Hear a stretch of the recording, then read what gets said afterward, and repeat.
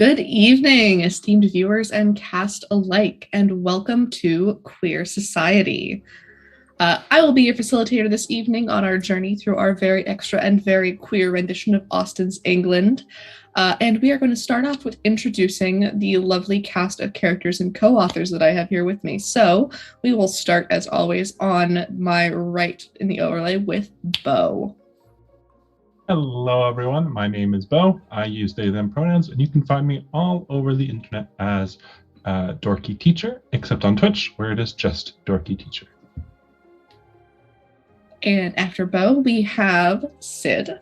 Oh, I'm playing Ash Marlowe. Forgot that last week. I was going to say it for you. I was going to be like, and there, no. Hey, I'm Christina Sid. You can find me on the Twitters at Greek Sid, generally talking about all the fun shenanigans I do on the internet. Tonight, I am playing Viscountess Theodosia Fox. Both she and my pronouns are she, her. Thank you, Sid. Next up, we have Meg. Hey, I am Meg. You can find me on the internets at Narnia's Pants. And I'm playing the heartbroken Miss Belle Andrews, whose pronouns are she, they, just as mine are. Thank you, Meg. And then we have Anne. Hello, my name is Anne. I'm known as XO_Girl of Wonder on the internet. I play Miss Camille Desjardins, who is causing trouble left and right. Thank you, Anne. And my name is Harper, otherwise known as Harper Center on the internet. My pronouns are she, they. I will be your facilitator. We are down one Vivacia for this evening, but we dearly miss her. But to catch us up on what happened in last week's chapters, we were at the birthday ball for Miss Camille Desjardins and her twin sister, where quite a bit of dancing and conversation happened. We were introduced to our 5 major characters and quite a few of the minor characters as well. We discovered that Miss Camille Desjardins and Miss Ash Marlowe have some form of history together. We're not quite sure what it is. We'll find out.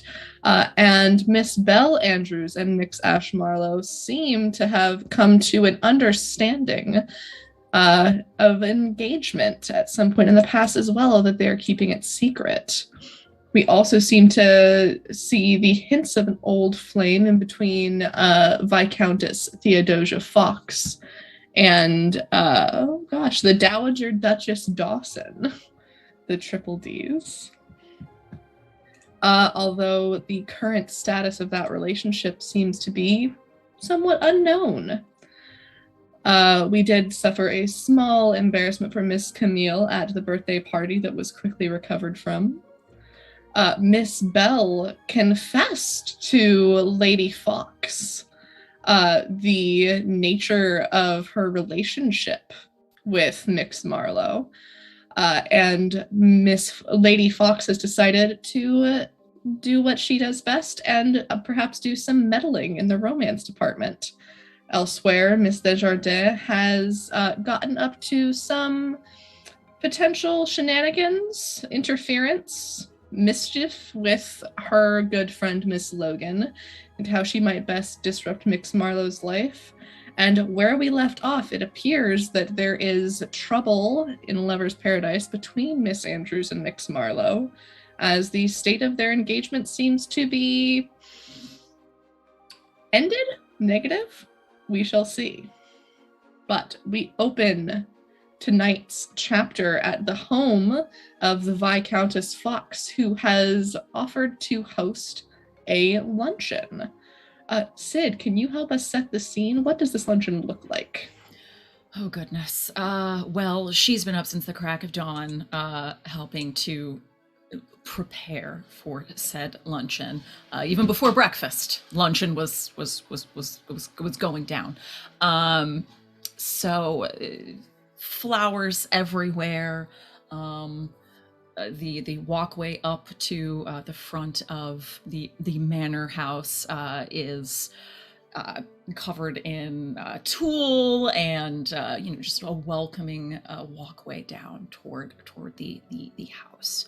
And when it is time, everyone arrives to see her resplendently dressed in all white and just looking light and airy and inviting everyone in. Wonderful. And who arrives first amongst our wonderful group of characters? I would say that Camille arrives first, just because she doesn't want to disappoint her mentor, and being tardy looks bad. So I will arrive a little bit early, maybe. I don't know how early. A little bit early. Maybe like 15 minutes early. I don't know if anyone's going to arrive before then, but just wonderful. So before the receiving line starts to happen, appear as Miss Desjardins will appear as Lady Fox is still kind of making final directions, kind of. Yeah, thing? Maybe she'll even offer to help. Like I'm. So yeah, maybe she'll offer to help. Mm-hmm. Miss Desjardins. I would be Hello. more than happy to have you help if you would like, but rule number 1, never, ever arrive early or even on time for a society event. You always want to arrive at least 10 to 15 minutes later than the posted time. It's considered fashionable. Oh, of course. You want to make sure you can make an appearance, of course.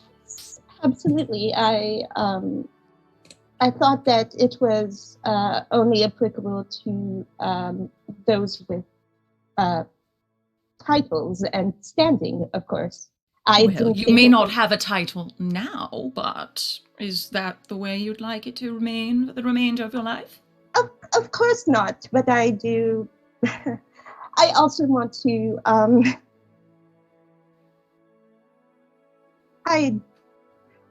And she just kind of looked like really embarrassed for showing up super early. She will take pity on her. I have come up with a brilliant idea. We'll have you come inside. You can help with the final arrangements, and then you can head out the side door and make your proper entrance once everyone else arrives. I appreciate that. Thank you. What is it that you would like some assistance with? You seem very busy. Can we tell that the Viscountess has been running around, or is she just super chill? She looks airy, calm, and collected. Okay. But as soon as she steps away from you, you do see her running around for last minute things, like adjusting flowers here and there, making sure everything's perfect. Okay.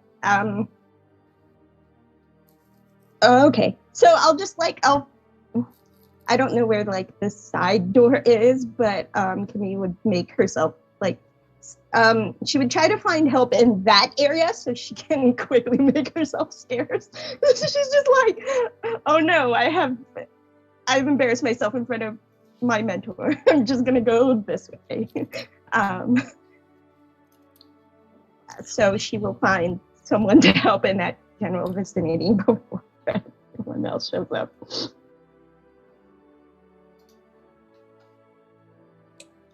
All right. And then we'll say people, the time for when it is supposed to start arrives. A couple people have started to show up. Sid, who has Lady Fox invited besides, obviously, Miss Andrews, the Andrews sisters, Miss Desjardins and Mix Marlowe? Oh, goodness. Well, as she is actively at work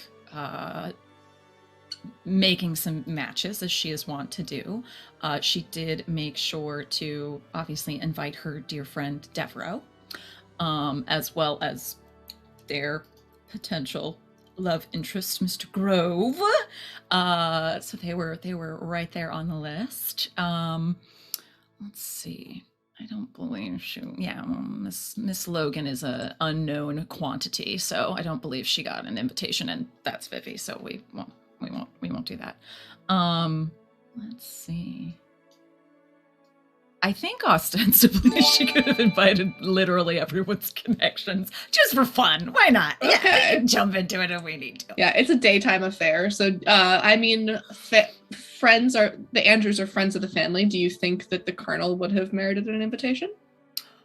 Definitely. Okay. Let's see. Ooh.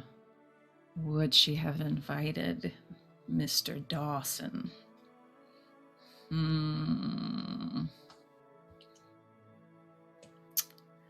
Probably on principle, she would have had to, as they are a member of the peerage as well.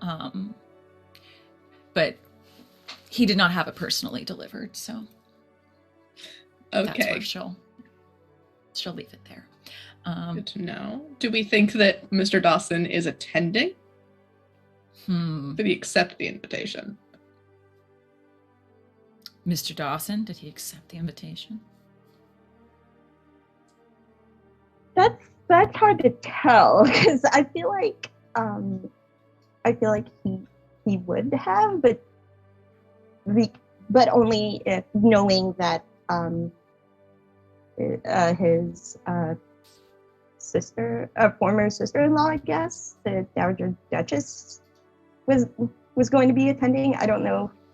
Vivi's not here, so I don't know if I should be in the party or whatever, playing this connection, but that's fair. Do we think that maybe he has heard that she's ill and has had to send his regrets? Yeah, I feel like maybe he would just, send his regrets and check in on her later. I don't know. Okay. Wonderful. Well, of course, if Miss Camille is invited, is Miss Beatrice also invited? Of course. Lovely. All right, so the sisters are both there.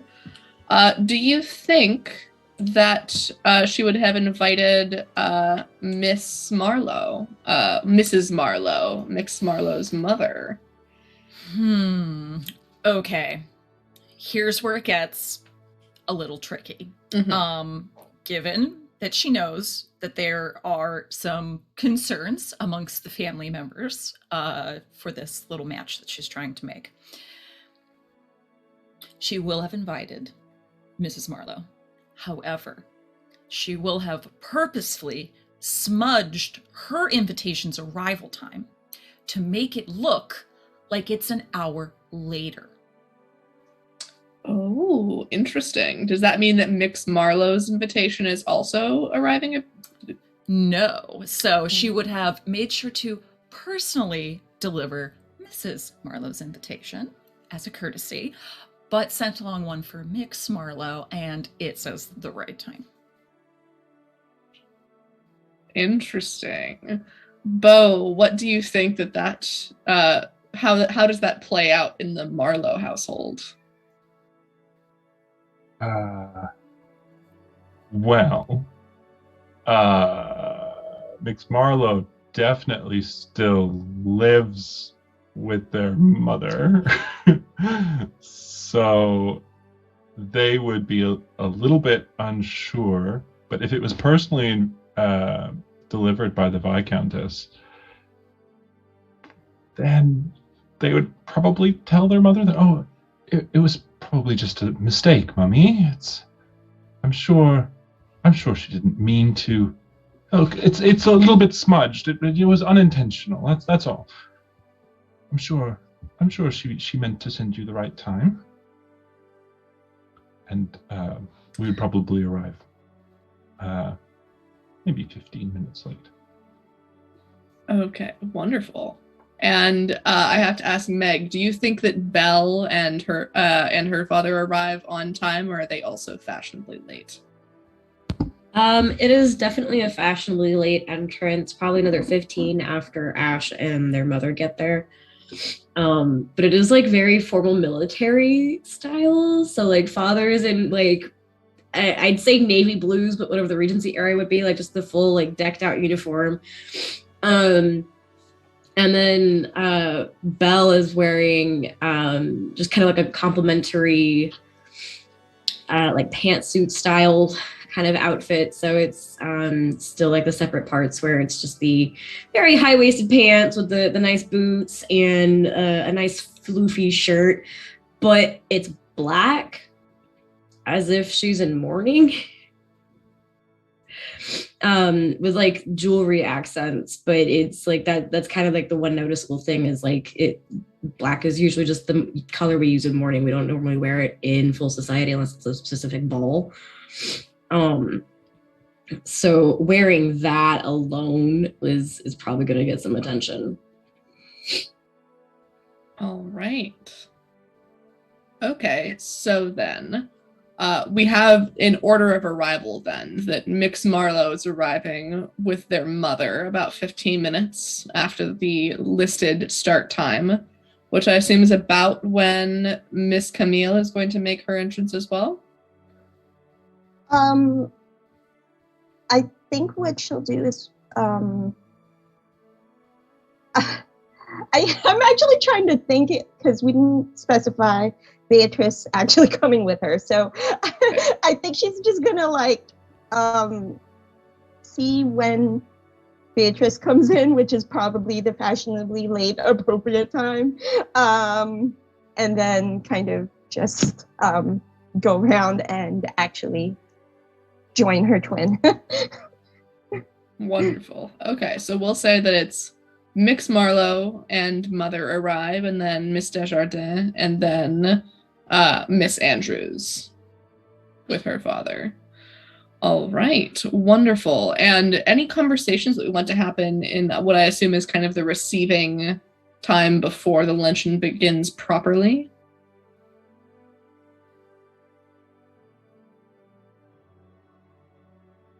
I think the Viscountess will note that Mix Marlowe is there with their mother, not early like they were supposed to be, but it's okay. And Ash is like waiting on their mother, like they are like, you know, like escorting her and, you know, like helping her, you know, bringing her around to everyone. Generally just being the very good child that they are, dutiful. The Viscountess will remember this.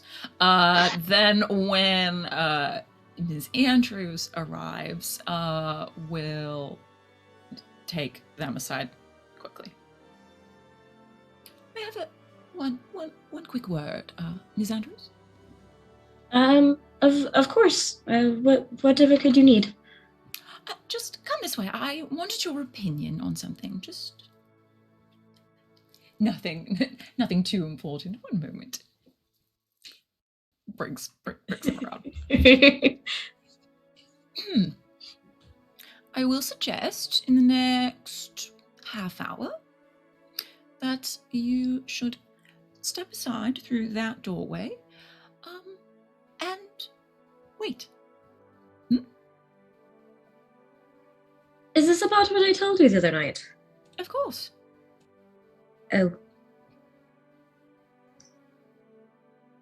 Well, Don't worry, you can thank me later. Now, ta-ta! And she'll turn right back and go back to the receiving line.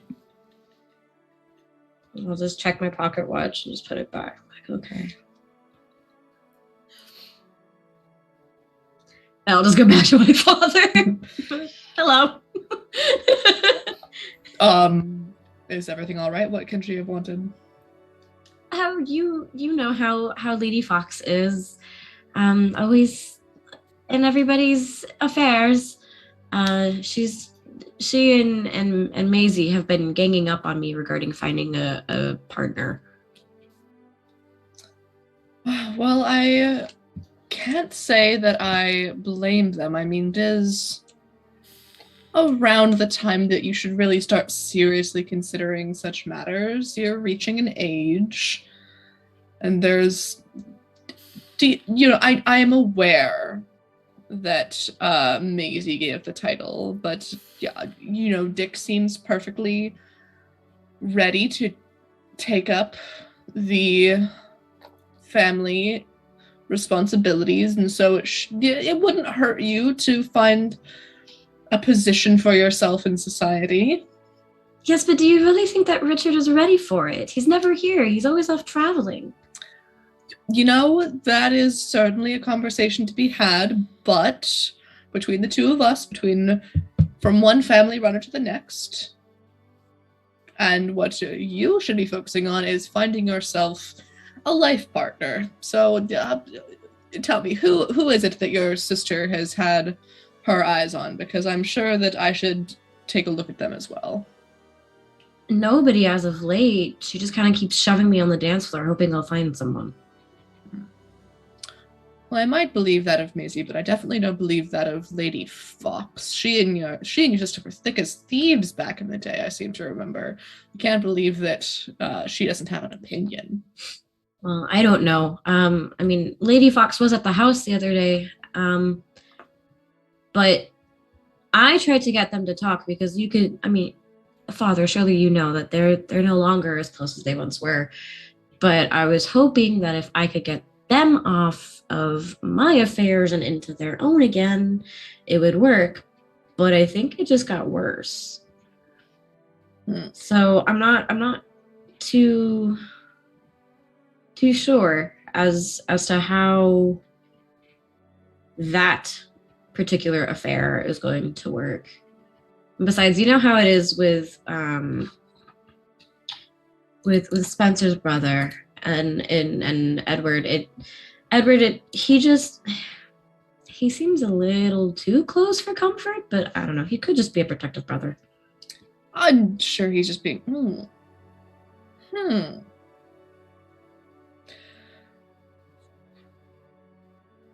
Do you know? No, I'm going to. This is much more your sister's area than mine. Never mind. Forget I said anything. And he will take you by the elbow and sort of steer you further into the room. All right. And let's go to Beau for a moment. So Mix Marlowe, are they attending to their mother? They are, yes. Can I get you anything, Mother? Perhaps we should go say hello to the Viscountess. Well, the Viscountess does look rather busy if you think she has time for us. But certainly, we should. I find that the receiving line hardly ever gets us enough time, and I would like to know what happened with the invitation. I know you said it was just a mistake, but just to... Yes. Perhaps we shouldn't bring that up. We wouldn't want to cause any discomfort for the Viscountess. Perhaps not, but do you know, if it was one of our servants who smudged an invitation, I would quite like to be made aware of it so that I could deal with that personally. They're quite good at what they do. I'm sure it was just a misunderstanding. All right, very well. I won't bring it up, but only because you asked. Thank you, Mother. Lady Fox. Lady Fox. Hello, Mrs. Marlowe. Good to see you. A delight to see you as well. Thank you for welcoming us to your home. It is my absolute pleasure. If you would like, once you've finished visiting, I did seat you at one of the heads of the table as seemed appropriate. If you'd like, I can make sure that you are seated comfortably before we begin the luncheon. Oh, how thoughtful of you. Yes, I would delight in that, just to make sure that... Ash, darling, are you sure that you are perfectly well? Yes, Mummy. I will mingle and do my duties and speak to someone. I'm sure.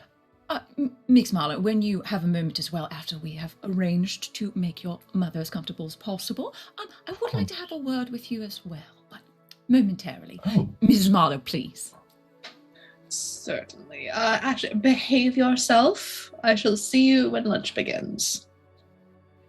And Ash kind of walks off and kind of looks around like a lost puppy. The Viscountess will take Mrs. Marlowe's hand and then, like, before they leave, look back at Mix Marlowe like, go over there. Go over there. They're just gonna shuffle away quickly. I don't know if this would require a resolve token, but I would like to somehow intercept Mix Marlowe at some, like, in this whole situation. Maybe Camille just tries to kind of rescue them out of the awkward situation. Sure, I think that if Mix Marlowe is just kind of wandering aimlessly around the room, it wouldn't be hard for Miss Camille to find them. So she will walk over to them and say, "Oh, did you look at that? It's nice to see you again. We seem to be running in the same circles again." Miss Desjardins, it's a good day to you. You seem a little uncomfortable, maybe? Are you doing all right?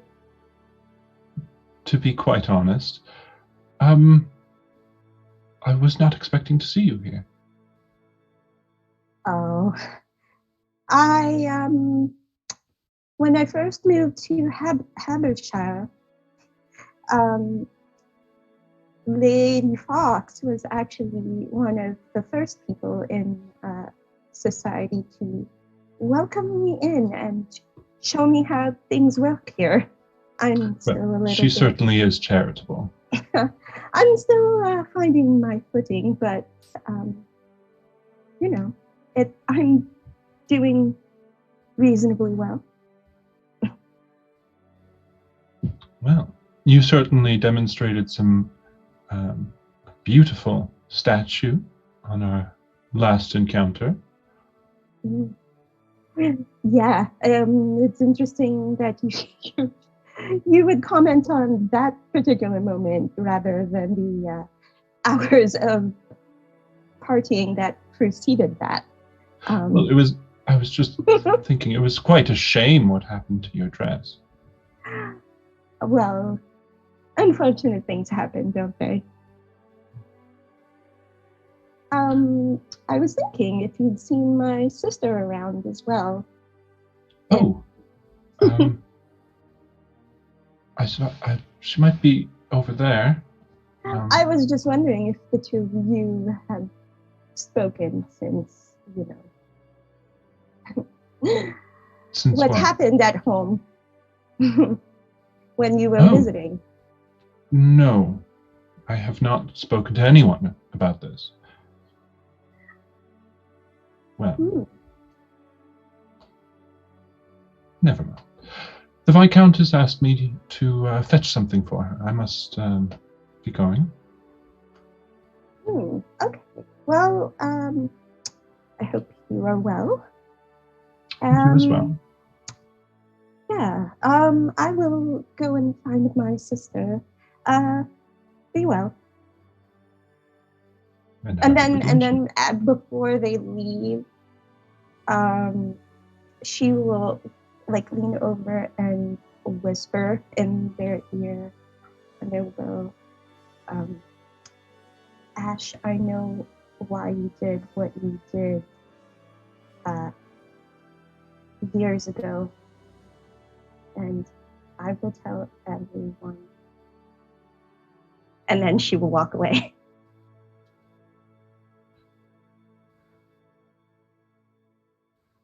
Okay.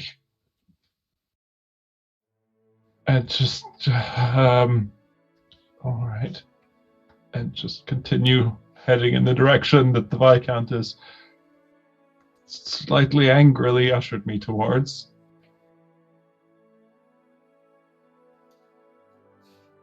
I would like to spend one of my facilitator resolve tokens to have looking at our rumors that have been circulating, I would like for at some point between leaving Miss Desjardins and arriving at the point that the Viscountess indicated, for Mix Marlowe to overhear some conversation that there's a rumor that Miss Belle Andrews is secretly engaged to Miss Camille Desjardins. When does this happen? Is this happening now? This is happening right after Miss Camille leaves you, as you are walking across the room toward where the Viscountess indicated. I see. Hold on, I'm going to stop. And just very quickly ask, where exactly did you hear this? Oh, you haven't heard? It's been all over the town. Did you see the way that they were talking and dancing at Miss Camille's ball the other day? Well, I saw them dance for sure, but they were talking?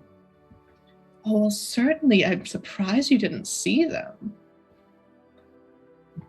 No, I didn't. Really? We were under the impression that you were friends with Miss Desjardins. Did you not notice? She must have neglected to inform me.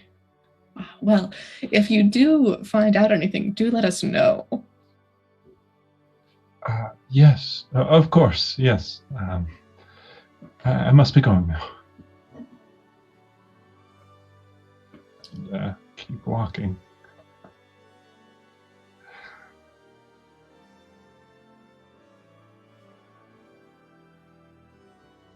All right, and I'm curious. What is? We'll say that about that half hour has passed. So, Meg, does Belle make their way to that little side door, as indicated? Yeah, mostly just because Lady Fox is terrifying. And I'll go. I'm not gonna be happy about it, but I'll go. I'll turn to my father, look at my watch, and be like, Lady Fox gave me instructions to meet somewhere, at the half hour mark. I must go for a moment, Father. Oh, well, certainly be certain that you're not late. It wouldn't do for you to arrive late when we're all seated. So be certain that you're back before we enter, and I will be sure to escort you into the dining room. Okay. And I'll go. I'm kind of not really paying attention to my surroundings. I'm definitely looking at the floor and just kind of like bopping to the music as I'm going to where I need to go. And passively listening, so I don't know if I'm going to hear any of the random rumors or anything that's going on, but I'm mostly just like, I need to go to the door. Lady Fox has something terrifying planned, I'm sure. Okay, and then yeah. Speaking of what Lady Fox has planned, Sid, what's the next phase that needs to be enacted after you've successfully separated Mix Marlowe from their mother and gotten her comfortably seated? Well, again, the Viscountess is playing like 4D chess right now. So she's managed that. She is going to, waltz around the room, talk to more people. While she goes by, she takes up an arrangement of flowers that she very strategically put off to one side, brings it over to Mr. Grove and and her dear friend Devereaux, and says, Mr. Grove, if you would not mind, this arrangement, I meant to put it at the table, but I don't think it is quite right. Would you mind arranging it in a more pleasing manner, as I do know you are such a fan of Flora?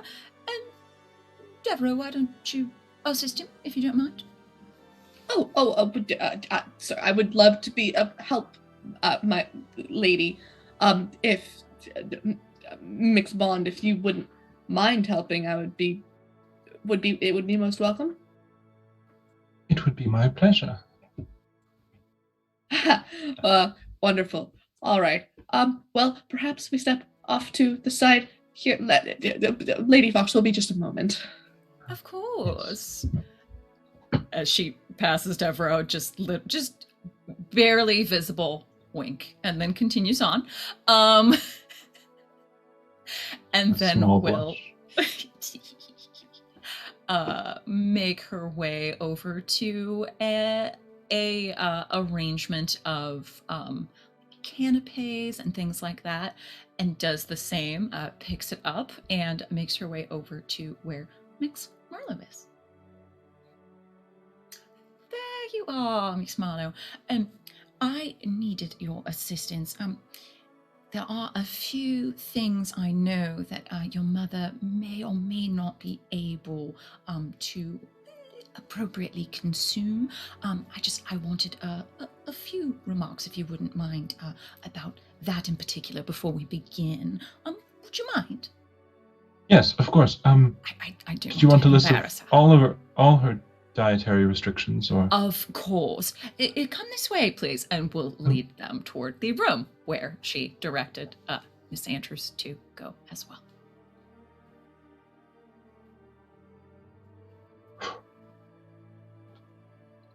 Wonderful. All right. So the two of you enter, and I'm assuming that Belle is already present. Yeah. I'm there. Oh. Miss Oh. Andrews. Right on time. I will just be finishing this arrangement and will be here appropriately in the room so no one is unsupervised, and I'm not listening to a thing when I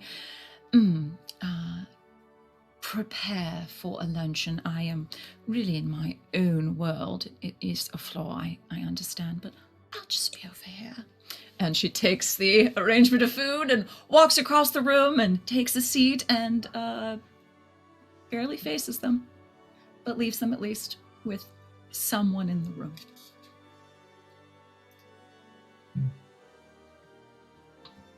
Good day. How are you? How are you? Oh, quite well. Yes. 'Tis a beautiful day today, is it not? Yes, a tad warm. Yes.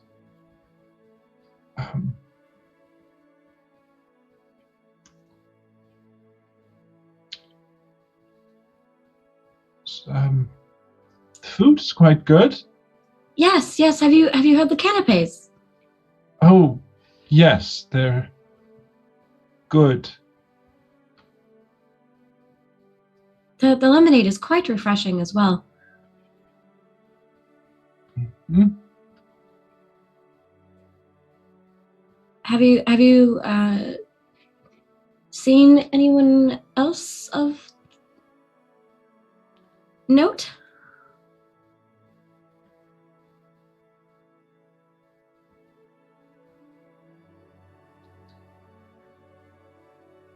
All right. I spoke briefly with Miss Desjardins. Oh, You spoken to her as well? no, actually, I did not know that she was here. Oh, but you two have met. Very briefly, at the birthday celebration where we danced. I see. But it was only one dance. Certainly seemed enough to stir the talk of the town. Must have been quite a dance.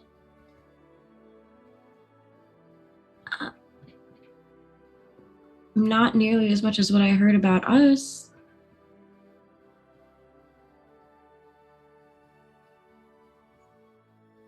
But we know how that ended, don't we? Speaking of, is your mother here? Yes, How is she? She's well. She's doing well. No. Keeping an eye on things, as always.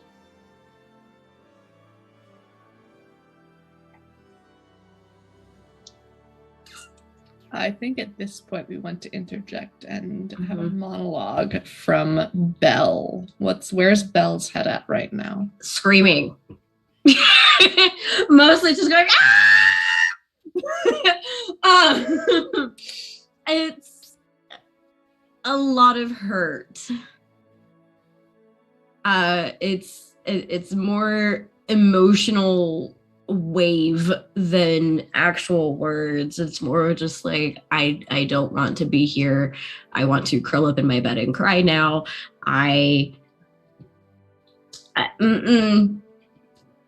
Danger Will Robinson kind of vibes. Like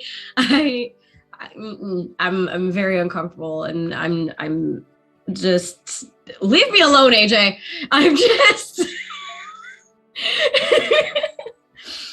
I'm freaking out, but it's literally, it just feels like I'm screaming. I'm locked. I am stuck. I can't move. I hurt. And that's kind of, it's sorry, there's no like dramatic monologue, but a lot of it is just that sensation of like, I gotta get out. I can't be here anymore. Did I do the right thing? Did I do the wrong thing? I don't know. They're acting like this. There's something wrong. And I don't know what it is. And I can't fix it. And we're here now. And what am I supposed to do? And Lady Fox already knows what's going on, and I can't do this. And I leave, like full sprint. Like I leave.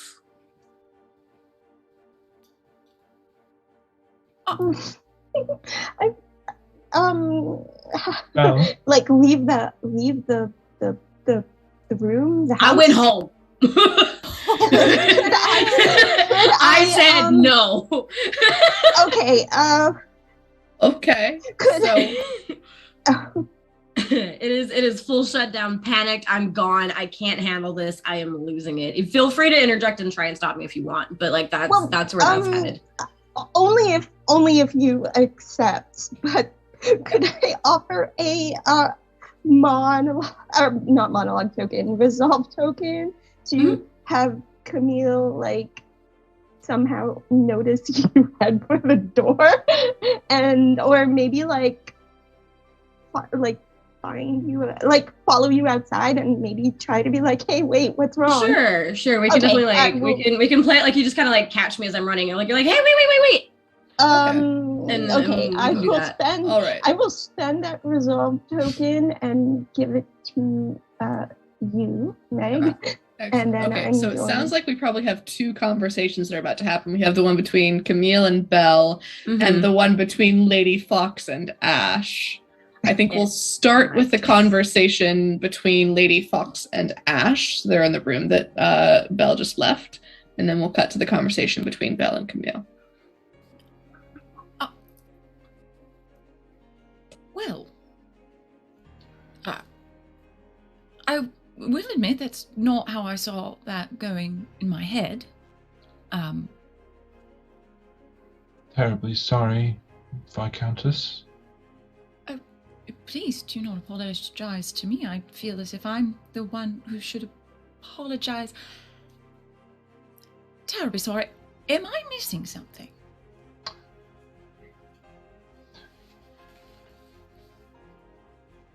The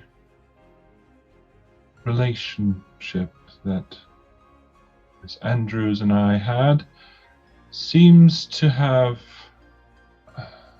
run its course.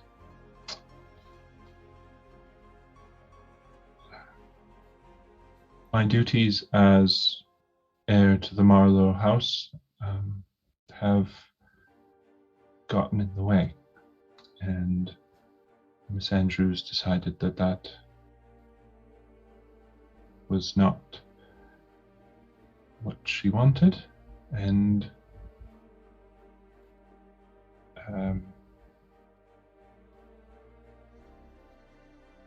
gave me back the ring.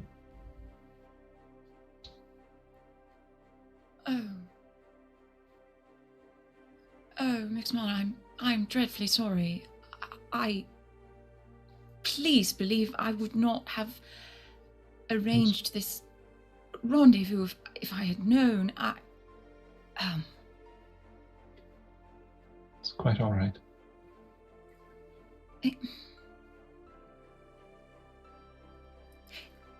If I may be so bold. Your explanation. I did not hear anywhere in it how you felt about this new arrangement, simply what your mother felt and what you seem to think Miss Andrews felt. What are your thoughts on the matter? Well,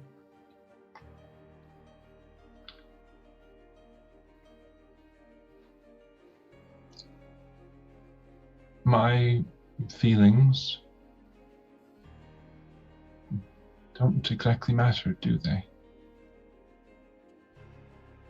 I have a role to fulfill. I have a house to maintain. And Miss Andrews apparently is not the one. How would a relationship between yourself and Miss Andrews keep you from completing your duties as heir to the Muller estate? I have a duty to my mother. Oh, sorry. Oh, not at all. I just meant that they are an eligible young individual, and so are you. My mother doesn't approve of the match, and whatever my feelings about it, I do to bow to the wishes of my mother. Though I did not expect it to feel like this.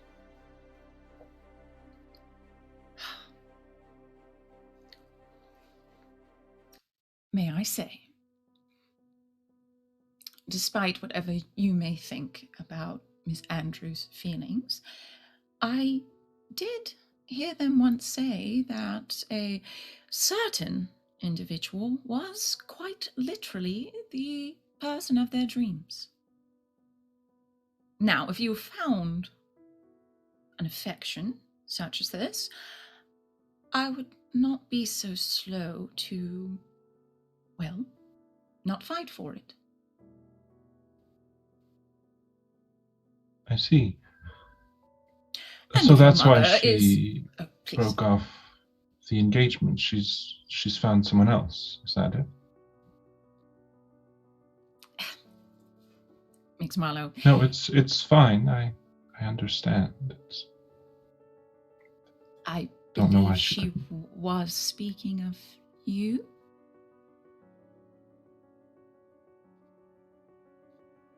Oh.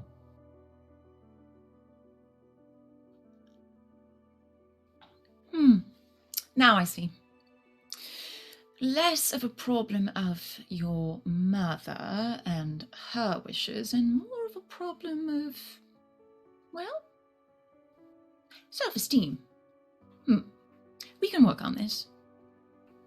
All right. The issues at hand are your belief that your mother does not approve of the match, and your belief that you are somehow not worthy of Miss Andrews, which is, if I may say, absolutely ridiculous. You're a perfect match for each other. So, we can, I believe, resolve the first a little more easily than the second, as, well, an esteem of oneself does take some time to build up. But no matter. We shall, believe me. All right. Well, I think this was a very productive meeting, and we shall discuss it further another time. Right?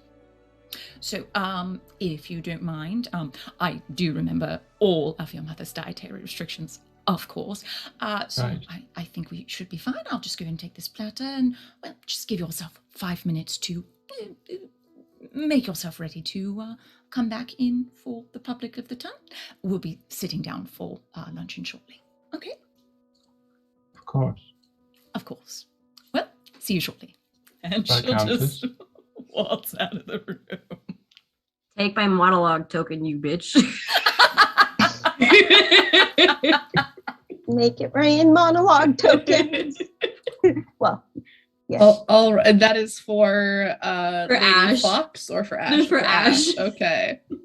Bo, what is Ash's internal Let me just thoughts dry right my now? eyes really fast. I was staring for a long time.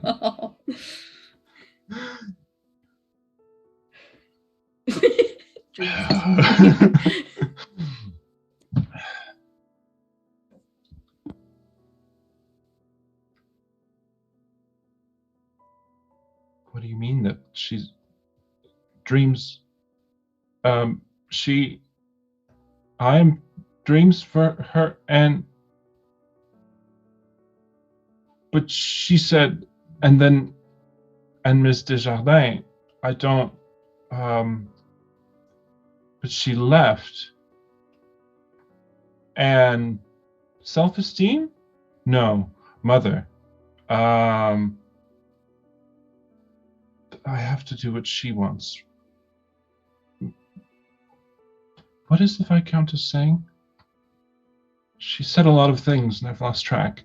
I hope Miss Andrews is okay. I think she's really hurt. Oh gosh, she's paying attention to me again. Yes, Viscountess. Absolutely. Uh-huh.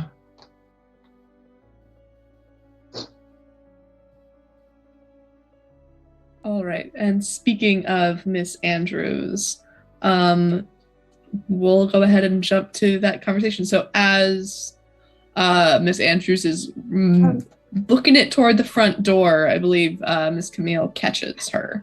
Can I amend something? Could I, instead of just using a regular resolve token, take the clumsy negative reputation and just have it turn into a resolve token and just have it be like a really clumsy encounter where they kind of collide in like this really awkward way? Would I be able to do that? Let me see. I believe you should be able to do that. Sid, Okay. you're a bit more of an expert than me, but I believe that the answer is yes.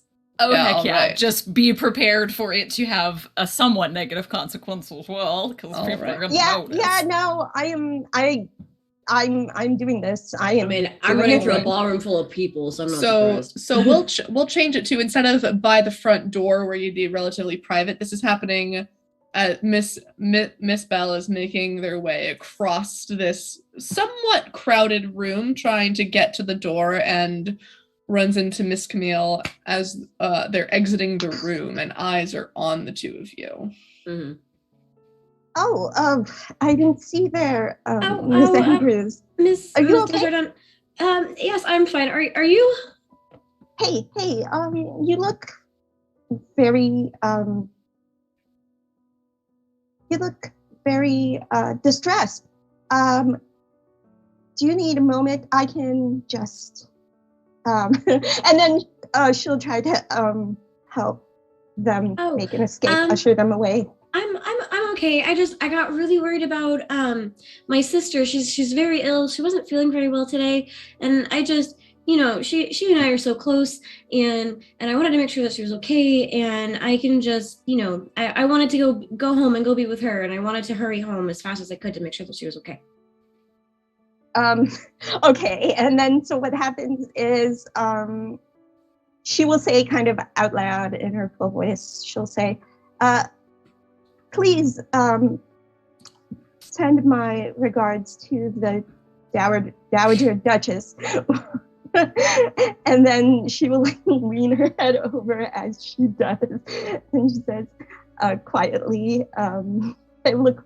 So it basically, to everybody, she's leaning over and she's whispering something, and it looks, very obvious that she's whispering something. And she says, I look forward to the concert. And then she just says, be safe, be well, take care, and then walks away.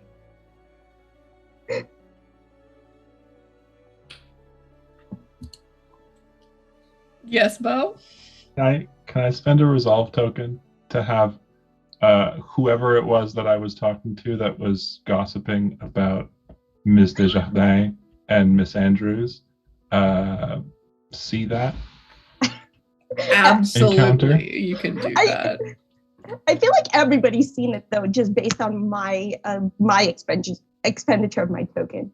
I just, to be fair, I don't necessarily want you to have to spend your token if it's not necessary. Oh no, I have a good amount right now, and I'm going to give it. I'm going to offer it to Meg. Maybe what happens is these actual people can hear the quiet exchange. Maybe, like, I just want to make it worth your while to spend the token. I don't mind. Maybe I don't know. It's just a suggestion. I'm sorry. You're bargaining up here. Yeah, I've already given you. I feel bad for what I. We'll say then. How about, in addition to Anne spending her token to have the two of them run into each other very publicly and be seen by basically everyone, Bo, your token can go toward having a couple of people who are the closest hear that whisper of "I look forward to the concert" between the two of them. Okay. How's that sound? Sure. And I'll give the token to Miss Andrews, because I feel like that affects their reputation. All right. You think? Mm-hmm. Sorry about it. Okay. So Miss Andrews makes their way out of the party. And let's see. Lady Fox is the one who's exiting the room before Mix Marlowe, correct?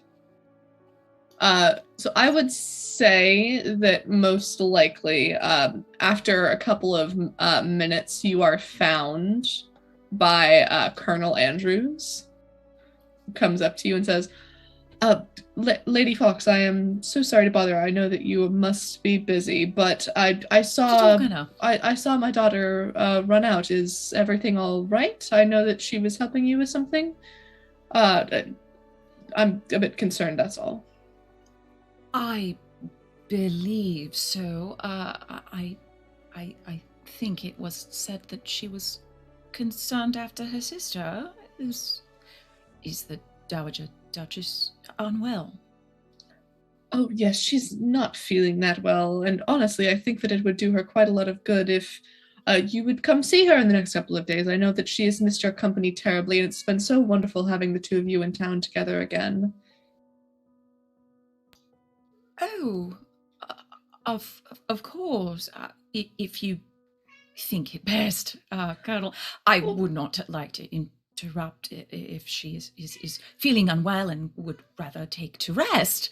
Of course. No, years ago, I remember you used to spend, it felt like every waking minute at our home. We miss you, and we've welcomed having both of your presence back in these last few weeks. It'll be wonderful to have you around again. Please, I insist you must come around. Join us for a family dinner this week. Family dinner. Well, if you insist, Colonel, I do how insist. How can I refuse? I shall be there. Wonderful. Well, I do deeply regret that I must quit your luncheon so soon, but I must go check in on both of my daughters, especially as Of course. Miss Belle seems to have left rather in a hurry with. And may I say, if you and my eldest daughter are conspiring on somehow helping Belle make her way in this world and find a proper match, I would be most appreciative of it. conspiring is quite a word, Colonel, but I'm more than happy to take Miss Andrews under my wing and assist when it comes to their appearances within society, if you would like. Wonderful. I'm sure that if you and my daughter put your heads together, there's nothing that the two of you can't accomplish. Of course, Colonel. Now, I must take my leave. Have a wonderful luncheon. Do take care. Please give our best to both the Dowager and Miss Andrews. Of course.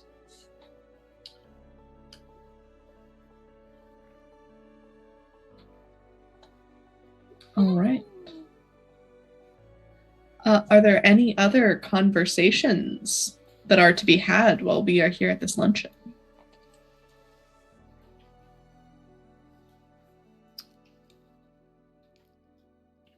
No, none others. All right.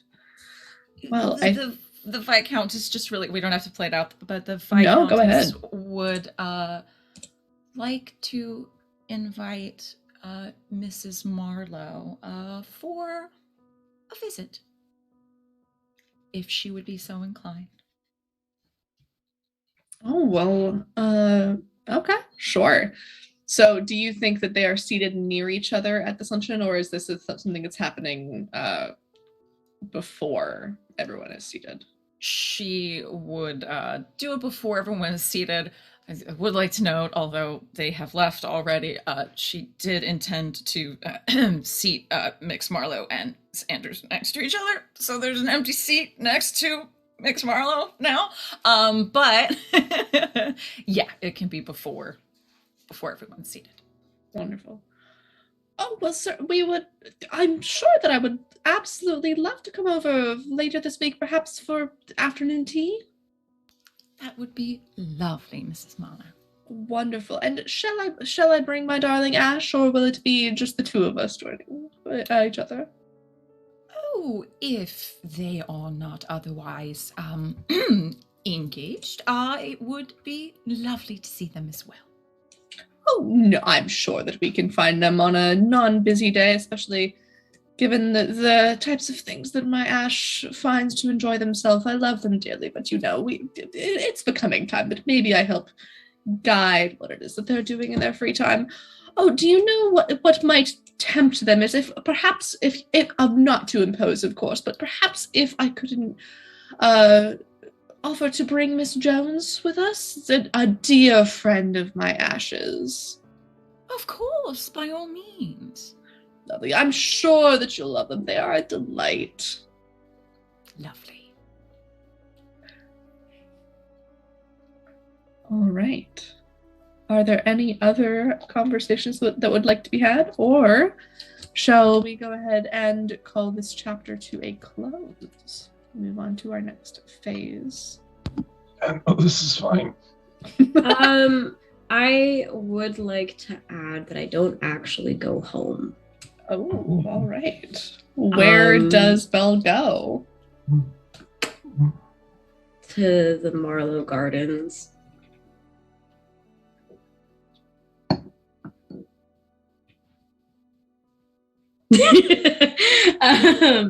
I in the like kind of just blind emotional running, I'm not paying attention, and like I just kind of autopiloted and found myself like back in that spot, and I'm just like hiding behind a sculpture, and I'm just like panic attack, held up in like the fetal position, just like sobbing. And just kind of like hoping that like nobody sees me, but also that maybe somebody will, kind of thing. But I'm trying to hide. All right. Do we think that anyone sees Belle? I have a potential connection if we want. Because I have 4 younger siblings. So it could be one of them. If we wanted to do that. If we wanted to have somebody run into Miss Andrews, of course. I'm all for that. If you want it to happen. All right. We have a few options. Mhm. We have Willow Marla, the oldest of the siblings. Hazel Marla, who's a romantic. Willow is more strong, like kind of even more duty bound than Ash is. Which, Hazel's the romantic, and then the younger ones are Oliver Marlowe, who is very rude. In my notes, his name is Rude. He is Rude Boy. And then there's 12-year-old Quincy. The 12-year-old, that'll be really cute. Sure. Okay. Do I have to play the connection, or I guess it's my connection? So I could play the connection. That's totally fine. The 12-year-old have been hiding in the bush, and then when I like that. All right. They were also hiding, and they just he shows up, hiding Hiding from in- her governess. Yep. Yep. and then they're Right. like, "Hey, Okay. this is my hiding spot." Okay. So Oh, You said Quincy? Yeah, Quincy is 12 Okay. years old. They are very smart, and the people often forget that they are as young as they are. They're like, wise beyond their years. Mm, But they also like kid things, so they'll often be like covered in mud and stuff, I love it. and be hiding in trees. Me too, kid. Me too. All right. So I would say that probably as Miss Belle is sitting at the base of the statue having the panic attack, they hear, aren't you Miss Andrews? Oh my god! Oh my goodness! Crap! Do I know your siblings? I definitely would have talked about them at some point, if you have not fully met my family yet. Formally. I don't think we actually decided whether or not you had actually met all of my family. I would like to assume so. We've known each other for a while, so we'll see. Yes. Okay. Quincy, I didn't see you there. What are you doing out here? Shouldn't you be inside studying? It is you. I am supposed to be with my governess right now, but it was getting rather boring, and so I came out here instead. And we're playing hide and seek, but she doesn't know it. Ah, I see. The same games I used to play with mine. Are you winning? Well, she hasn't found me yet, so yes. Good, What good. are you also playing hide and seek? Why are you in the garden right now? I'm also playing, and I'm a really good hider. Really, you seem to be making kind of a lot of noise for a good hider. I'm trying to calm myself down. Sometimes my chest gets really excited, and it's hard to settle down. And so I'm trying to get a little bit quieter. So Oh, I'm sorry. Would you like me to be quiet? I can be quiet if that. I can just go back to hiding if that would help. sure. That's okay. Please don't tell anybody you saw me, and I won't tell you. I won't tell on you either. Oh, okay. Don't tell again. Are you sure you don't want me? I mean, I don't think that Ash and Mummy are here right now, but I think they'd want to know that you came to visit or to play. No, it's okay. It's okay. Your older sibling Ash will know. It's okay. They'll are know you to playing come hide find and me. seek with Ash? Mm-hmm. Oh, okay. Then I will not tell them where you are then. Okay. Awesome. Okay, I'll go back to hiding. Okay. To feel better, and they'll give you like 2 light pats on the shoulder, and then we'll run off to hide in a bush again. Good luck. Thank you. Yeah. All right.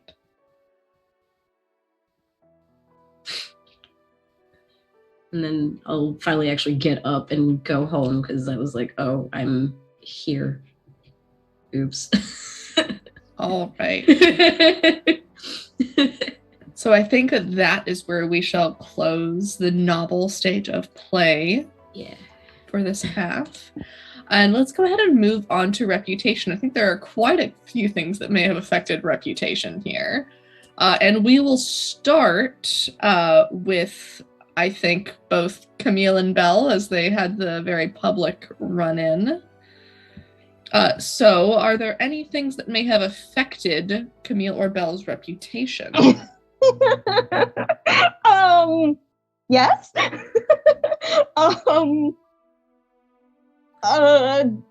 So I know that we're removing the clumsy tag from Camille. No, we're just changing it for a new one. Changing it for a new one, okay. I feel like because this is how society views her, right? Mm-hmm.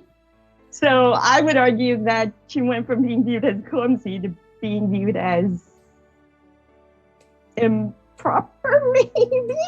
I don't know. The whispering, because they actually overheard, and she was seen as being kind of intimate. She didn't refer to Miss Andrews by name, but they were having lead over intimate exchange. So, yeah, I mean, for me, I would definitely suggest improper. Okay, yeah, absolutely. What about you, Meg? What do you think? Impulsive. Oh, all right, impulsive.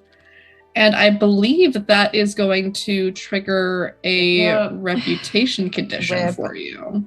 Oh, no.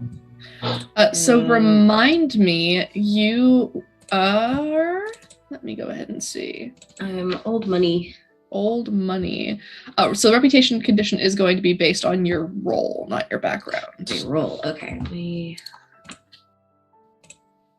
believe you picked Cornerstone? Yep. All right, so we have two potential negative setbacks. So we have either unwanted presence. So your family members reject your advice, support, and affection. Or we have bad example, where a family member follows your poor example and throws care for the reputation to the wind. I want to merge them almost. Bad presence.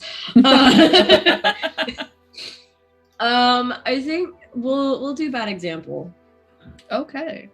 So which family member is following your poor example? Good old Dick. All right. So let's just have a quick short scene of showing what that looks like then. So let's say that you arrive back at your home while the luncheon is still supposed to be going on.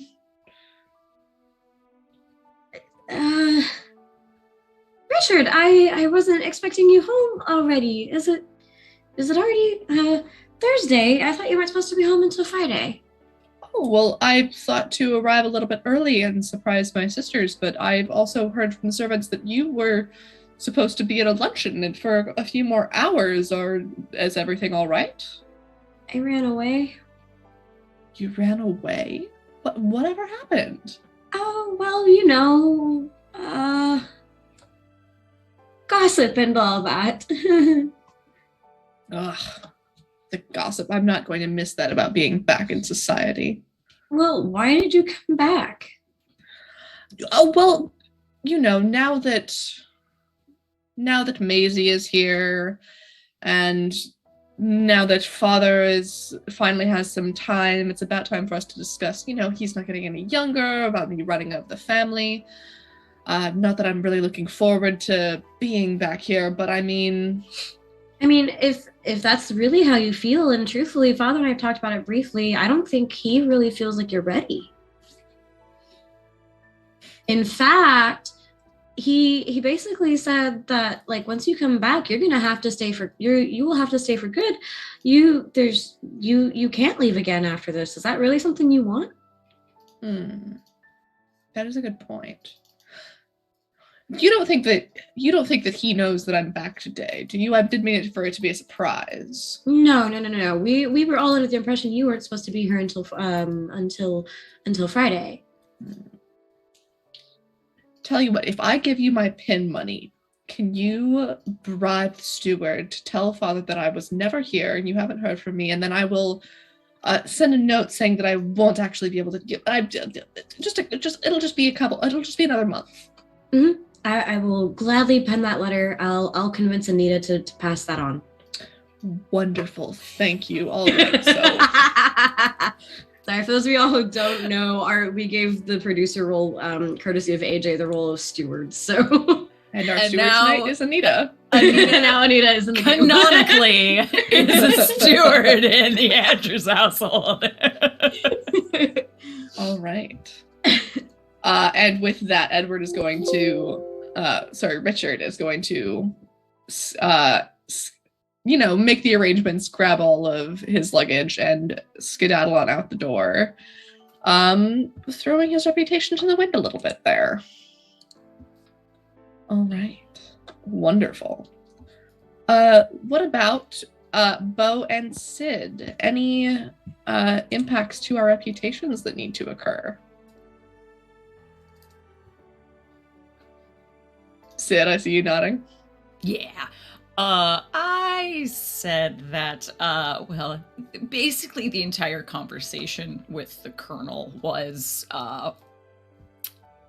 going with society's conventions despite considerable hardship in doing so. Mm-hmm. She agreed to go to family dinner at the behest of the Colonel because they're the high up member of society and she couldn't in politeness say no. So I went ahead and went with the positive reputation tag of obliging. Wonderful. And I believe that's going to get you a positive reputation condition. It shall, which I chose social capital, which, if I may give an evil maniacal laugh for a moment, when you offer connections relationship advice in confidence that appears reasonable, they will follow it. Wonderful. All right. To be clear, that does apply to connections and not major characters, correct? Yes. Okay. Wonderful. And Beau, anything we need to do to modify Ash's reputation? Well, most of what happened was in private. So I don't know that my reputation is necessarily affected unless our dear Viscountess has been spreading rumors, but... Oh, she likes you. For now. For now. Right, fair enough.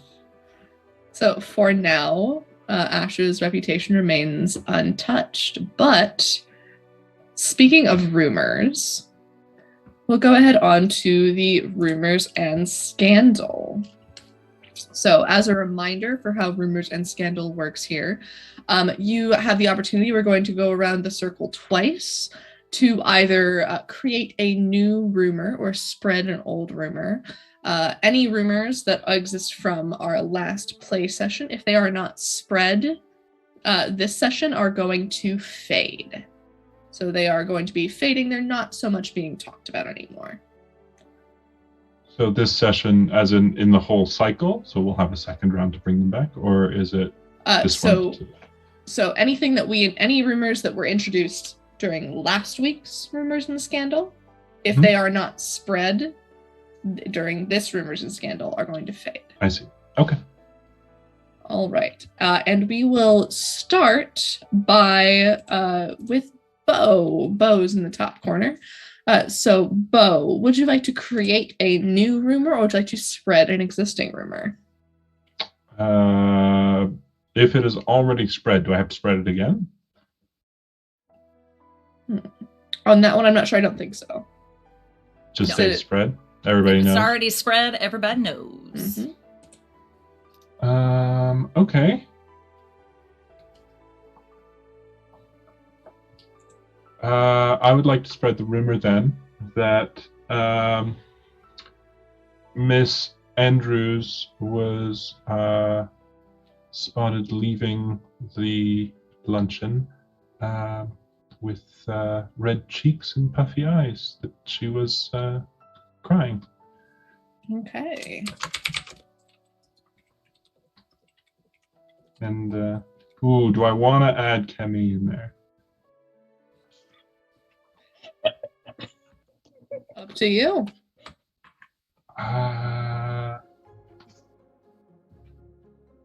What when you leave? She's already a trash fire. I was like, half of these No, are there's from you. already 3 rumors with Kemi in them. I think we could No, well, that's what I kindly mean. leave her. I mean, out. she's already a trash fire. That's what. No, it's fine. I want Belle to have some of the fun. All right. They have no rumors about them. Yes, I That do. is true. Well, okay, associated. All right. So we're creating the new rumor that Belle was crying, was seen leaving with red eyes, puffy cheeks, tears, leaving the luncheon. Is that a All rumor if right. it's true? It can still be, because there were plenty of people in society who were not at the luncheon. So this is Yeah. gossip that is being spread. True. Okay. Next up, let's go with Sid. How do I make my character's life even more complicated? Make a rumor about myself, of course. I'm gonna say, due to having people in the side room for part of the luncheon, I'm gonna go ahead and put a rumor out there that the Viscountess and Mix Marlowe are secretly engaged, because everyone's secretly engaged. I'm dying. Wonderful. All right. Why not? I'm gonna spread that one. Okay. I'm kidding. Okay. I don't know. All right. So new That's rumor that the okay. Viscountess and Ash are engaged. Let's go next with Meg. What rumor would you like to introduce or spread? I'm spreading that one. Okay. And it would make sense because, like, that, of course, that's why I was crying and I left the luncheon in a hurry. Sure. Mhm. So Okay. We'll spread it. Oh God. And what rumor would you like to create or spread? Oh, why is my brain blanking now? I have to have my own idea. You can always just spread one, You can do that, yes. because you'll have another go around, right? True. So you'll have time to think.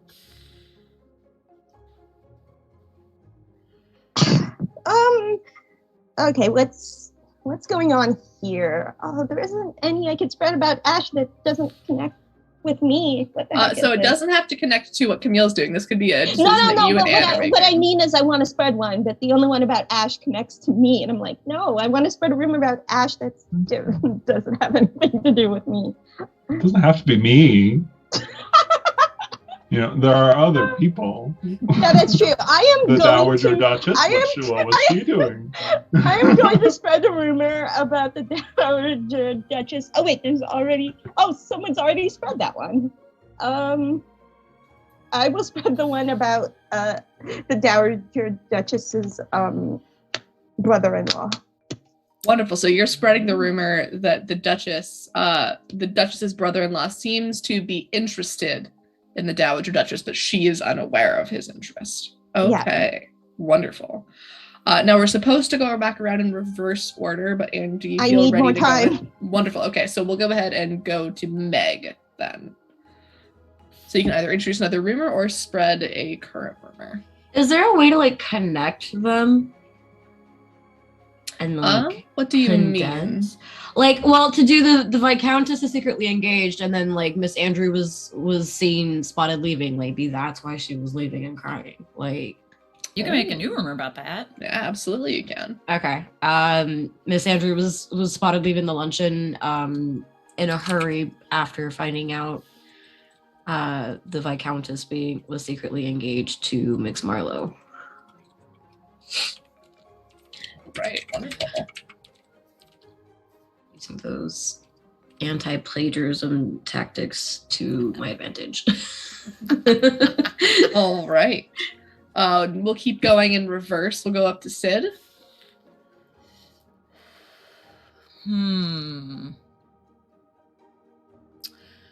Let's let's get all of the parents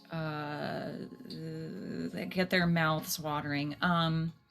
It is rumored that a highly eligible baron will be coming into town in the next few weeks with the express purpose of picking a partner. All right. Wonderful. All right. Continuing on our circle, we have Beau. Because this cannot disappear, I would like to spread the rumor that the reason why Camille left Bordeaux is because of her improper relations with a French lord. Okay. That one can't leave. Sorry. Oh, rip. Wonderful. All right. And Anne, we are back to you. Any rumor you would like to introduce or spread? I'm just gonna spread the rumor about the Baron. Apparently, my creative brain is dead this evening. All right. So our rumors that are fading are that Camille may have an improper connection with Ash, and that the Dowager Duchess may have someone who caught her eye. Oh, this is spicy. So, of course, the rumor about the improper connection with Ash is fading because now everyone seems to believe that Miss Andrews and Miss Desjardins have an understanding in secret. And the Dowager Duchess was not at the biggest society function of this week, so there was very little to fuel the fires of talk about her. All right. Next up, we have our epistolary. So any letters that you all would like to send? Any missives? Any invitations? And I actually have one that I would like to send to start. And that is going to be coming from Mrs. Evangeline Marlowe to the Viscountess Fox. And the Viscountess Fox will receive a short letter thanking the Viscountess for a lovely to-do, commenting specifically on the quality of the guest list, and saying that she looks forward to joining the Viscountess for tea later this week.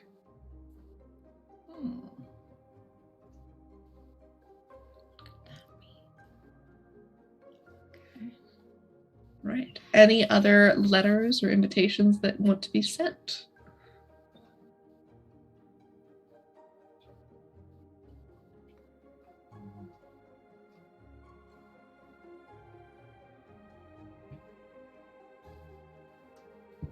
I think that the Viscountess will send a letter to Belle. Simply apologizing for the misunderstanding of the arranging of the tete-a-tete with Mix Marlowe. And asking if they may have a conversation soon, as, well, the Viscountess is apparently coming for dinner this week. Perhaps they could speak privately at dinner. Yeah. Send back a letter. K. Letter K. I mean, they folded it and they even put a wax seal on the no reason for that. But, yeah, I'll reply back. Just yes, of course. I look forward to having you. I'm sure Father has his reasons. Do not worry about everything that happened. I would, however, appreciate your help in my education into society. Sincerely.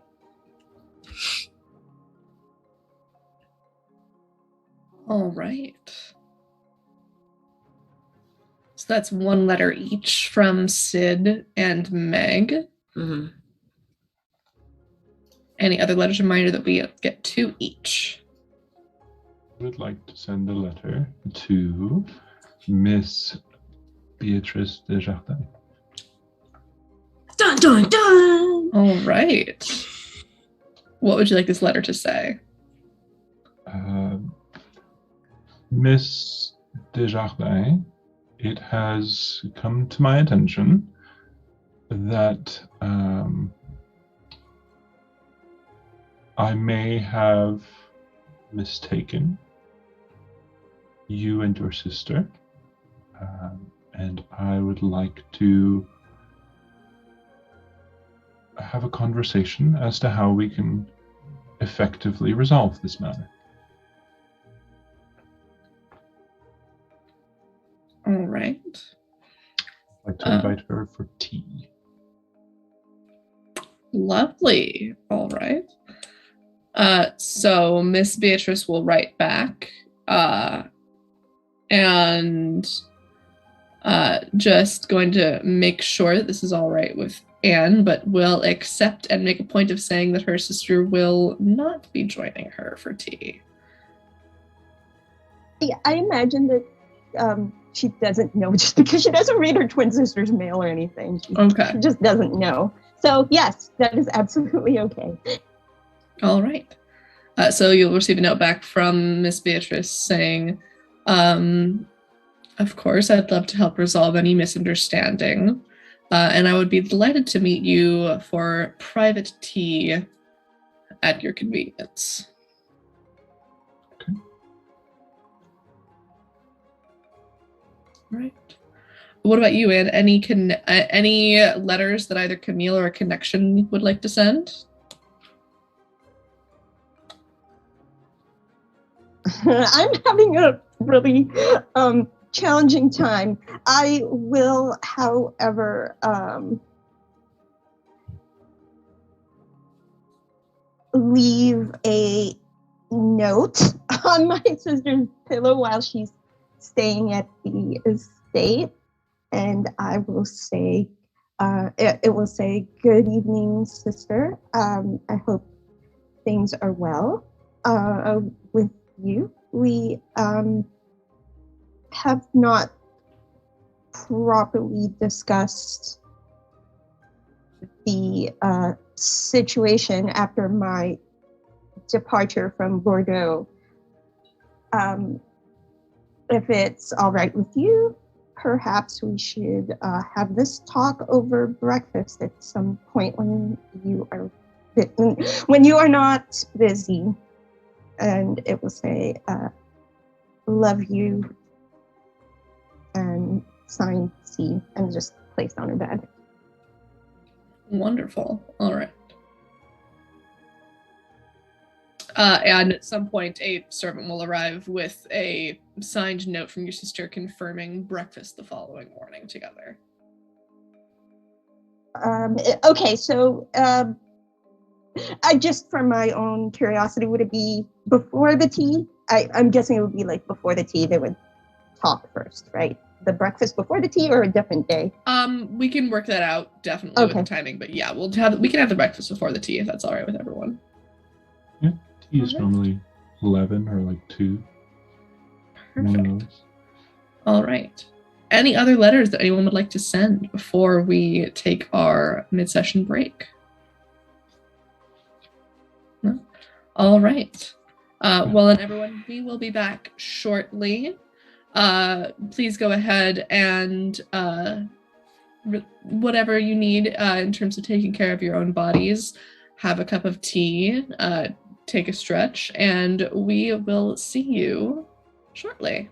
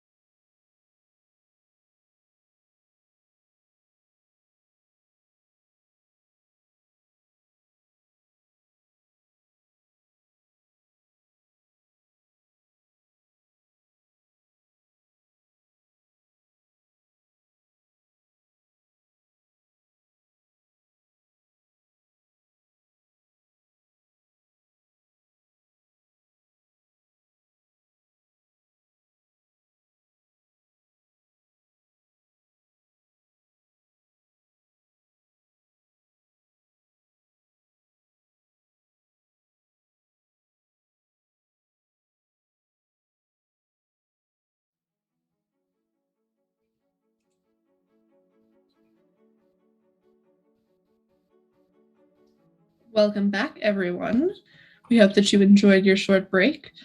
Before we get started on our visitation novel, we do have a short announcement to make, which is how you can use your channel points, your critic currency, to affect our stream here. Because, of course, that is how it works here in Critical Misses. You can spend those channel points that you earn by watching to affect the play and the stream.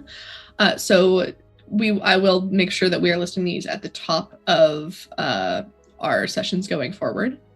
But for the +1 weapon, if you redeem a +1 weapon, you can give a resolve token to one of our major characters or connections to use by the end of the scene that they are currently in.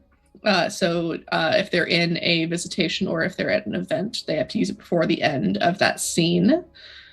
If you want to redeem a +2 magic item, that is going to be by the end of stream, so that player will have a floating extra resolve token that they can spend before the end of the stream.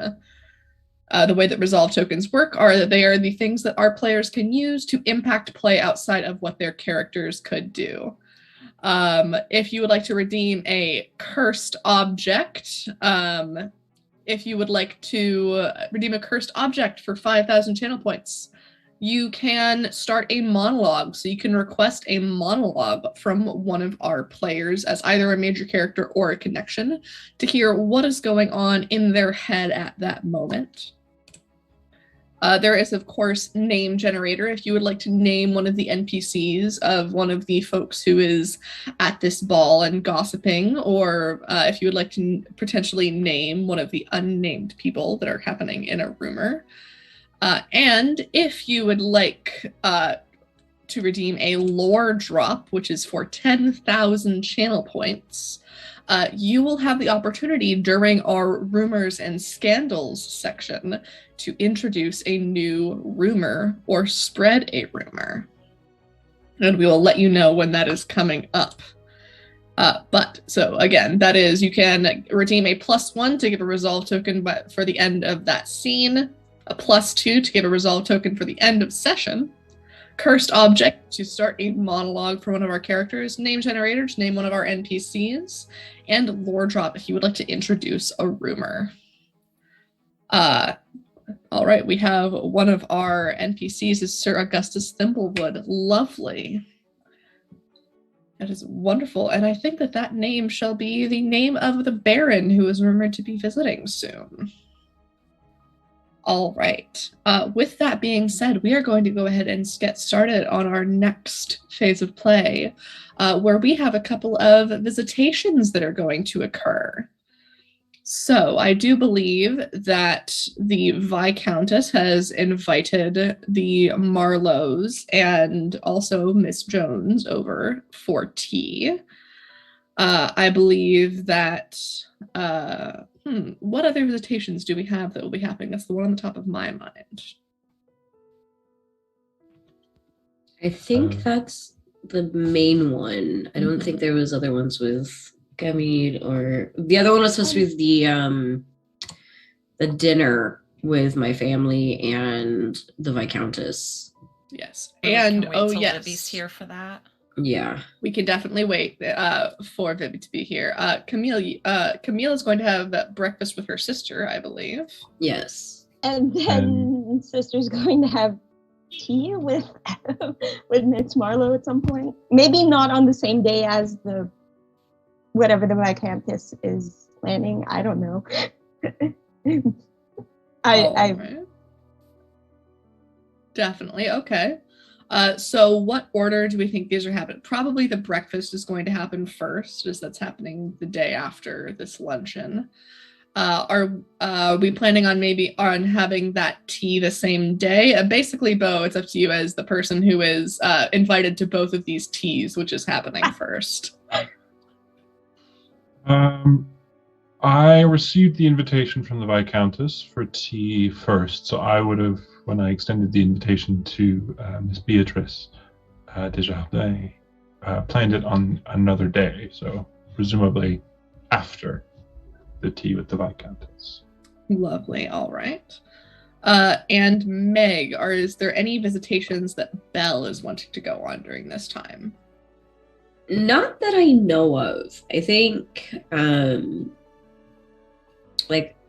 mostly just sort of doing research with my father, sort of. Just catching up on studies, trying to also learn how to assist with like the accounting of the estate and other finances and such. So we could easily do like a scene with that if need be. Okay, sure. So we can have a scene in between Belle and their father as well. Perfect. All right. Wonderful. So we have 4 short scenes that we are going to be doing. Why don't we go ahead and start, Anne, with the breakfast in between Camille and Beatrice? So Camille will be the first one to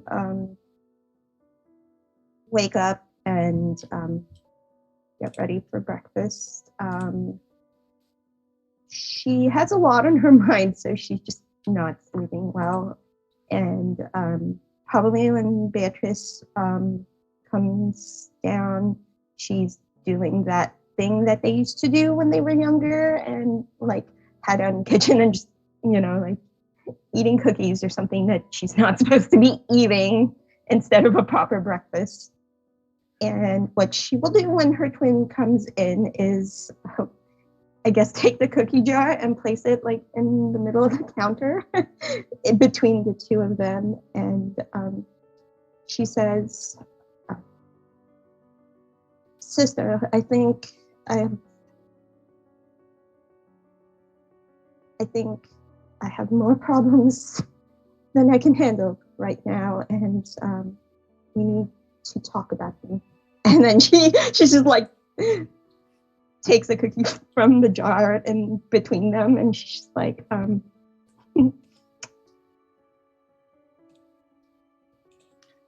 Yes, you certainly do seem to have a way of getting yourself in the center of attention. I understand that there is, forgive me if I am misunderstanding, but that there is some sort of engagement between yourself and Miss Andrews. I keep hearing this. I have taken an interest in Miss Andrews, but it is not of the engagement level. I hardly know them, but I am certainly intrigued by them and would like to get to know her better. That is the first problem.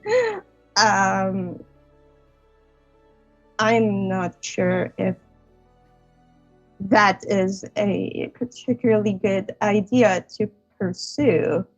Admittedly, the other problem is that every time I see Mix Marlowe, I start to see red and want to plot against them.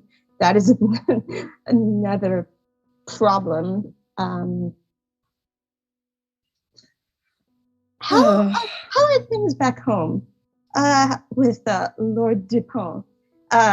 Considering you have gotten away with as much as you have when I took that hit for you, have you made any progress in perhaps moving up in station at home? I'm actually going to go ahead and let you tell me, Anne, if Beatrice has made any progress. I feel like she's like the flip side of the coin from Camille, where she's kind of blundering and plotting and being like, messing up and also just like not caring.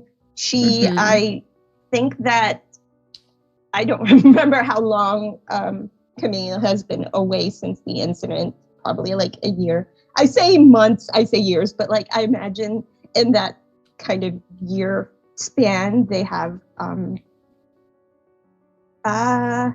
progressed maybe into an engagement or a future engagement, possible engagement. Not yet an engagement, but there's promise there. Okay, perfect. So she's winning. She's the twin that's winning. Gotcha. All right.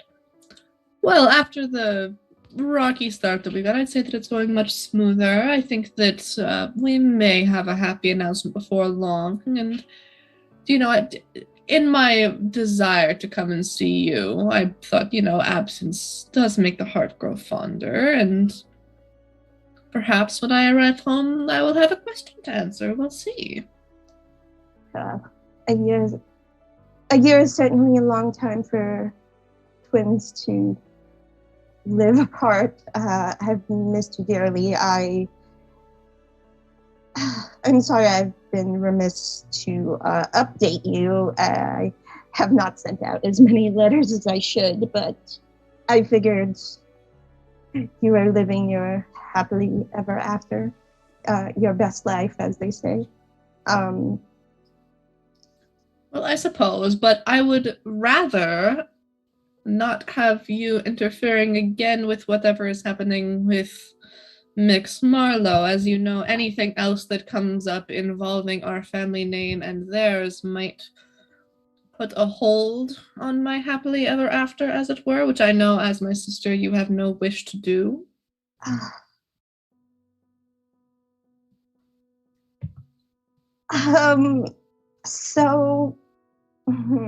So perhaps you tell me what it is you have in mind for Mix Marlowe, and then I can assist or, more likely, talk you out of it. See, there's a problem here. I feel like I am missing a piece of the puzzle. Because as much as I would love for you to, I would love to, I suppose, protect your happily ever after. I've already done so in a very big way. I do not want to endanger that. I want to continue protecting you. There's something I'm missing. I want to get back at them without harming you. Very well. Well, maybe the way for this to happen without our family name being attached is to find out something that they want and keep it from them. Something that is an acceptable way of interfering.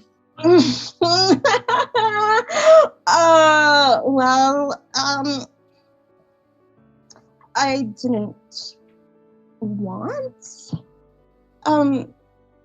didn't want. I considered perhaps interfering with their, whatever it was that I noticed at our party, between them and Miss Andrews, but I don't know, I kind of like her. It would be a shame for them to get in the crossfire. I don't know. I'm very conflicted.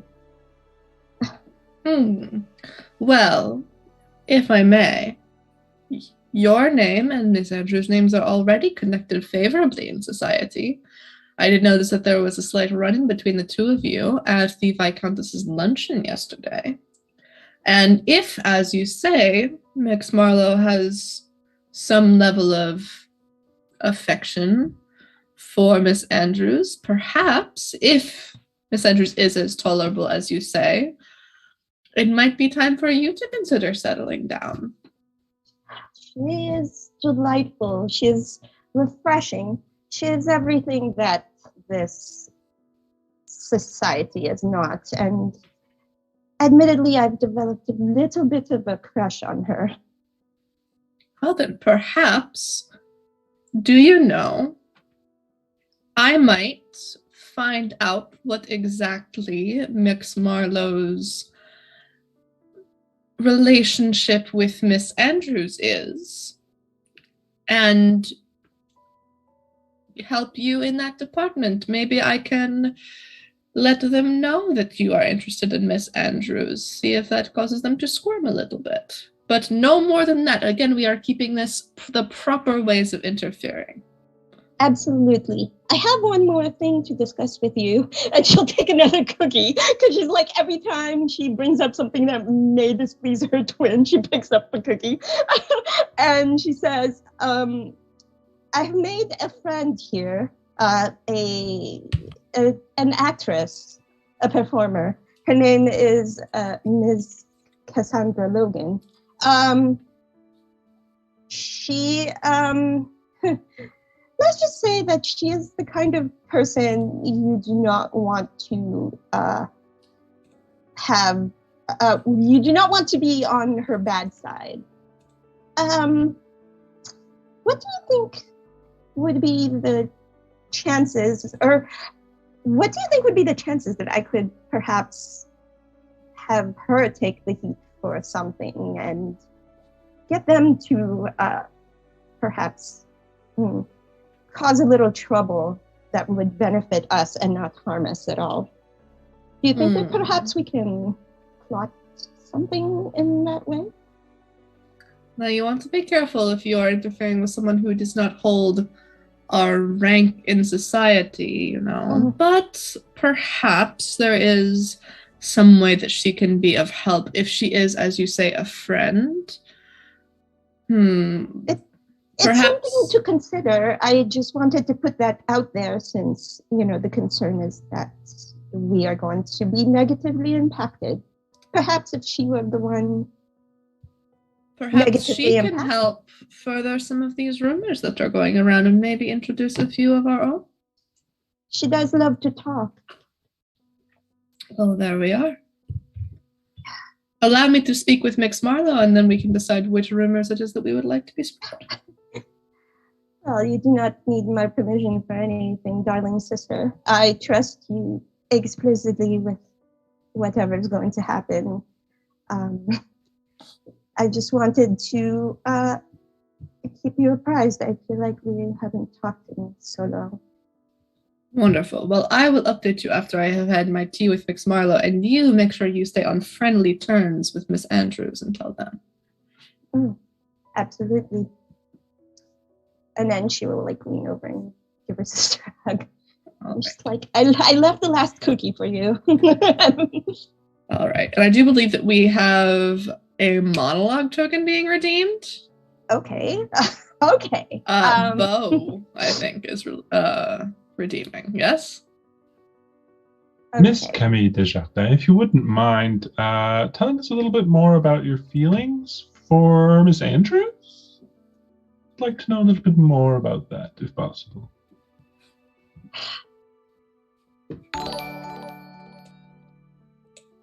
Also, hello, welcome in, Raiders. If you could capture the feeling of flight, I feel as though that is how Ms. Andrews made me feel at my birthday party. She seems so free and everything that I wish I could be. And she intrigues me, and I'm lucky that she has accepted my invitation to go to the concert. I am concerned about what happened at the luncheon, but I don't know if I should let her know my concern. This was never supposed to escalate. It was supposed to be vengeance. It was supposed to be a slight against Mix Marlowe. But I fear it has escalated beyond my control. The heart wants what it wants. All right. Thank you, Anne.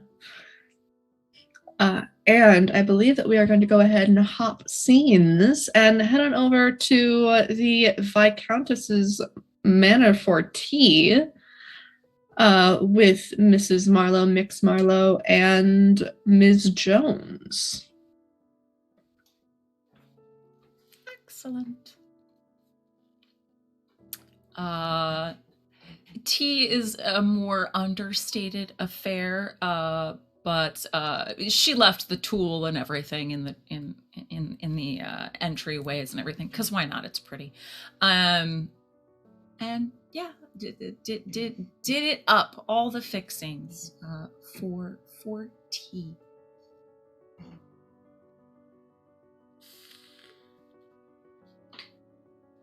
Is ready to receive everyone as they arrive. Wonderful. And Beau and I believe Meg, you're going to be playing Ms. Jones, correct? Yes. I believe that everyone rolls in together. Yes. All right. Yep. Lady Fox, thank you so much for inviting us to tea. It really is so kind of you, and thank you for the wonderful luncheon yesterday. Oh, you're ever so welcome. Thank you for coming. May I introduce you to a dear friend of my Ashes, as well as our former governess, Miss Jones? How do you do? It's just a very awkward bow. It is a pleasure, Miss Jones. Thank you for joining us today. Thank you for inviting me along with my dear friends. Really, it is a pleasure. Please, everyone, come in. Viscountess. 2 events in 1 week. However, will we top this? Well, I can think of a few things. Oh. Please, come in. I am going to go ahead and spend one of my facilitator tokens to have had rumors reach the ears of Mrs. Marlowe and Ms. Jones. This spread rumor about Ash and Lady Fox having a secret engagement. Oh. I feel like that might most affect Mix Marlowe, so... Are you all right with that, Beau? Yeah. So I have heard a rumor that Lady Fox and I have had an affair. Is that correct? Or not an affair? I was saying Mrs. Marlowe. So Mrs. Marlowe. Mrs. Marlowe and Miss Jones. You can add in an if here if you would like it to be that to be true if Ash has also heard this rumor. Or you can make it that Ash has not heard this rumor. No, this is very on brand. That Ash would have no idea. All right. So yeah. I'm very much all right with that. Oh, so right. Just I'll have my teacup and be like, so did you hear? Yes, I believe that there may be an event coming up that does involve everyone present that may, in fact, top yesterday's luncheon. Certainly accounts for all the events. Does it not? Yes. Did you have anything specific that you wanted to discuss with my Ash's family, Lady Fox? Of course. Well, why don't we make sure everyone has the appropriate amount of refreshments? Please. We'll wave in some of the serving staff and get the luncheon started and get out of that awkward situation. Yeah, begins the luncheon. It's lovely. She'd make sure to accommodate all of Mrs. Marlowe's many dietary restrictions. At me.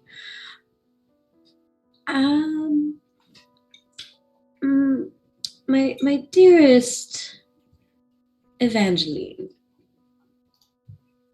Yes. Have we discussed our dear Ash's future prospects. I'm sorry, my what? Your future, darling. Yes.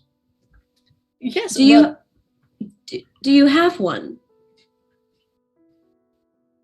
Secured. Yes. I'm sorry, I'm not entirely sure what you mean.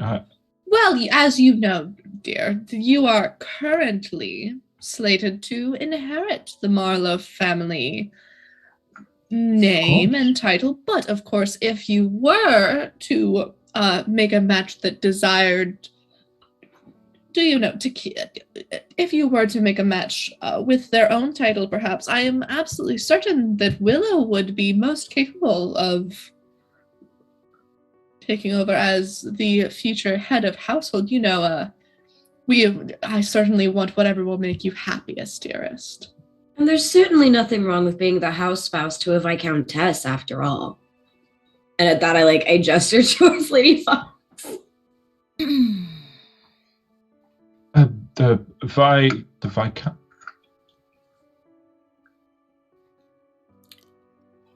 Sips her tea. Well, you two must have heard the rumors that are going around, and I would like to do this as properly as possible, though I do understand that you young people often have your experiences of, affection for one another, and I would like to respect that, but at the same time, if we can speak openly among family. I'm terribly sorry, Mummy. I'm not entirely sure to what you are referring. The Viscountess will stand, quite suddenly. Mrs. Marlowe, dear Miss Jones, if you would be so kind, might I have a somewhat private word with dear Mix Marlowe? If you Not at all. And if it should come of anything positive, do let us know. Certainly, go right ahead. Ash, dearest, we will step out and view Lady Fox's charming gardens. Lovely. If I'll have my steward direct you. Anita, please, if you don't mind. Thank you.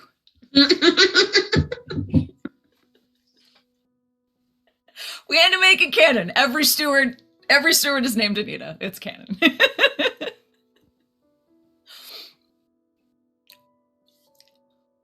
Once they have exited. All right. This is not what I had expected. What? Lady Fox, I assure you I have no idea what is happening. Well, we are short on time, so let me be as brief and as straightforward as I may, if you do not mind my candor. The Ton seems to think that we are secretly engaged. While my motivations for having the smaller arrangement from yesterday, well, obviously not for that. Well, there you are. However, I do believe that we can use this to our collective advantage. I failed to see how that would advance.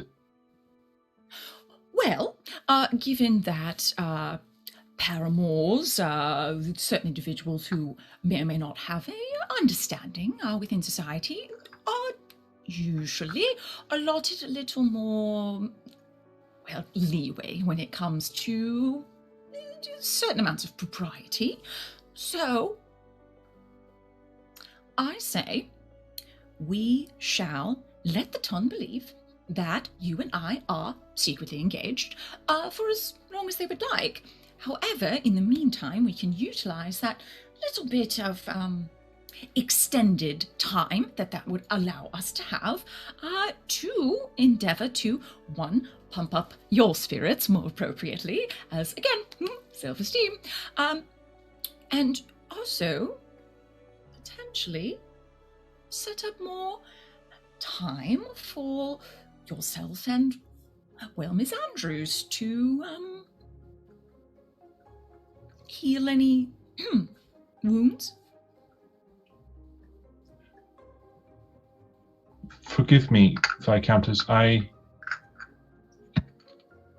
fail to see how our engagement would heal any wounds between myself and Miss Andrews. Fair point. One, it will not be an actual engagement. Obviously, you and I will understand that we do not have an understanding. And two, we, of course, will, how do you say, loop Ms. Andrews in and let her know that whatever she may hear amid the ton is not, in fact, the truth. But everyone will believe that it is the truth. Yes, but she will know that it is not, and that this is yet again an opportunity for the two of you to have more time together, while we make our next steps to, work I'm on understanding, your mother, for one. I'm understanding the beginning of it and the ending of it. It's the middle that it's very... How do we get from you and I are engaged to... Not really, but letting the tongue think so. Yes, continue. Yes, I understand that part. But Miss Andrews and I becoming engaged, surely that would cause scandal. Only if the That I would- scorned individual were to see it as such. And I can assure you, you may scorn me all you wish, Mixmarler. I will not take offense.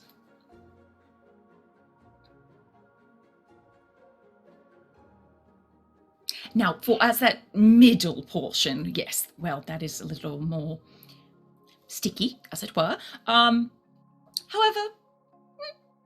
flying by the seat of one's pants, if you don't mind the expression, is generally how I have managed to get on through my way in life so far, so I don't see why it would fail me now. Sorry, my mother expects a great deal of me, and I don't see how she will accept Miss Andrews, as lovely as she is, over yourself. Well, we won't give her the choice. And in the meantime, just as we are bolstering your self-esteem, we will be bolstering Ms. Andrews' reputation within the ton. In fact, she has already asked me to endeavor to assist her with her comings out into society. Yes. How very unlike Miss Andrews. Indeed. Well, when one's heart's desire is on the line. No, you don't understand. Miss Andrews has never wanted to take part in society. If she's always wanted to do her own thing. And Well, at least to me, it feels as if she's abandoning that. Makes me worry perhaps. for her more than anything else.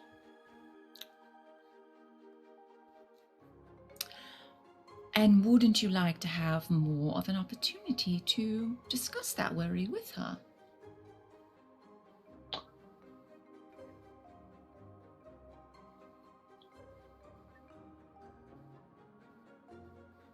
She seems to have made it fairly clear that she does not want to see me. Leave that to me.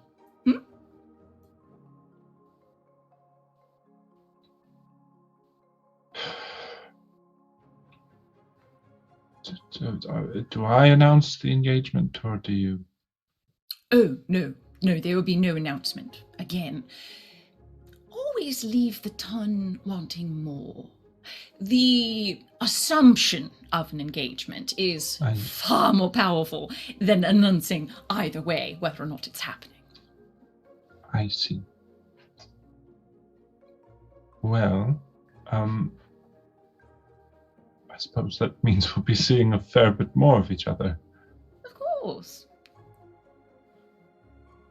So if there's anything that I may do, any particular outings you might wish to take Miss Andrews on, any particulars of refreshments, beverages, anything like that, please let me know. Well, I don't know. I don't know why you're being so kind, Lady Fox, but I do appreciate it. She smiles a little wistfully. Let's just say I see a little of myself in you.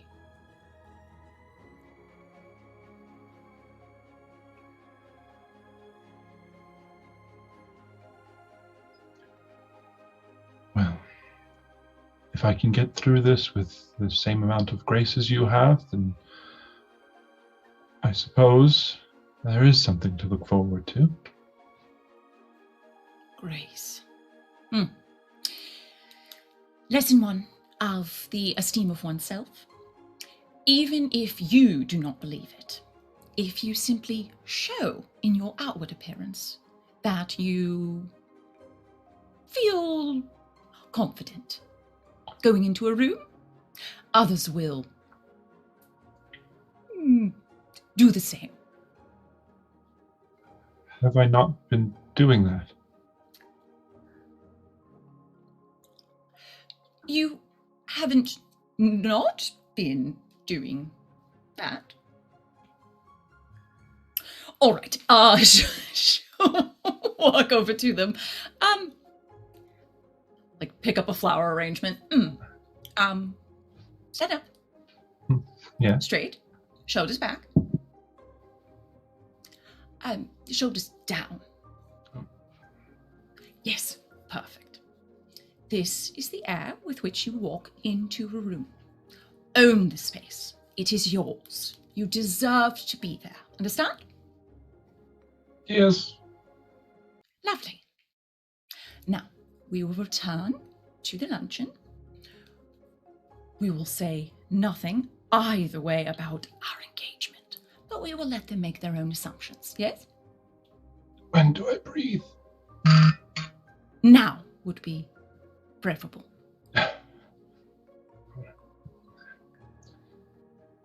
All right. Wonderful. Remember, you don't need to say anything.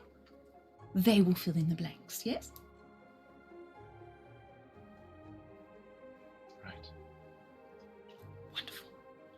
I'll go first, shall I? After you. Thank you. She'll return to the dining room.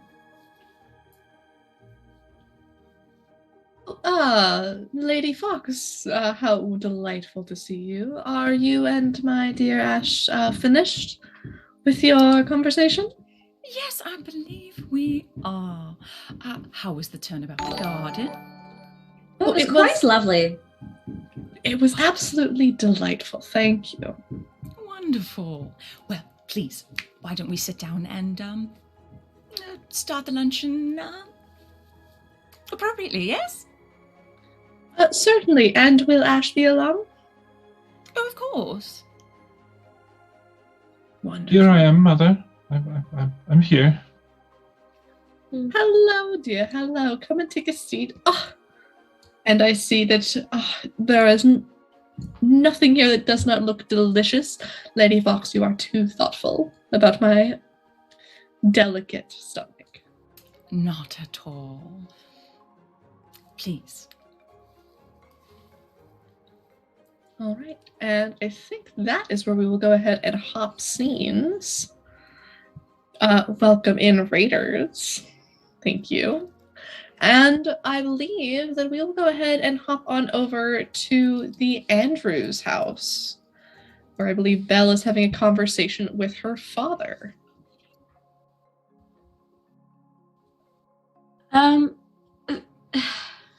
Father, would you mind explaining what this mark is in the ledgers? What is that? Oh, certainly.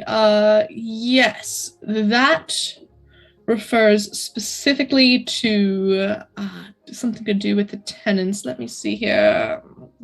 Yes, so this is the yield per year in terms of their crops.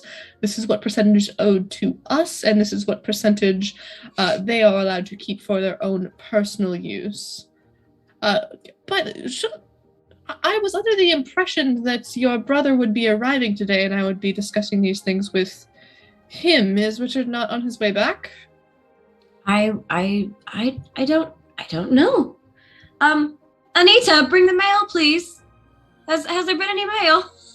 Hey, I said please. Bring the cat with you if you wish.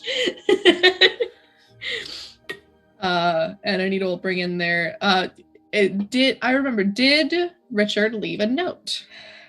I believe we had planned on having it basically written and sent. So then, yeah. Perfect. All right. So then Anita will bring in that letter that you slipped them along with all of Richard's pin money.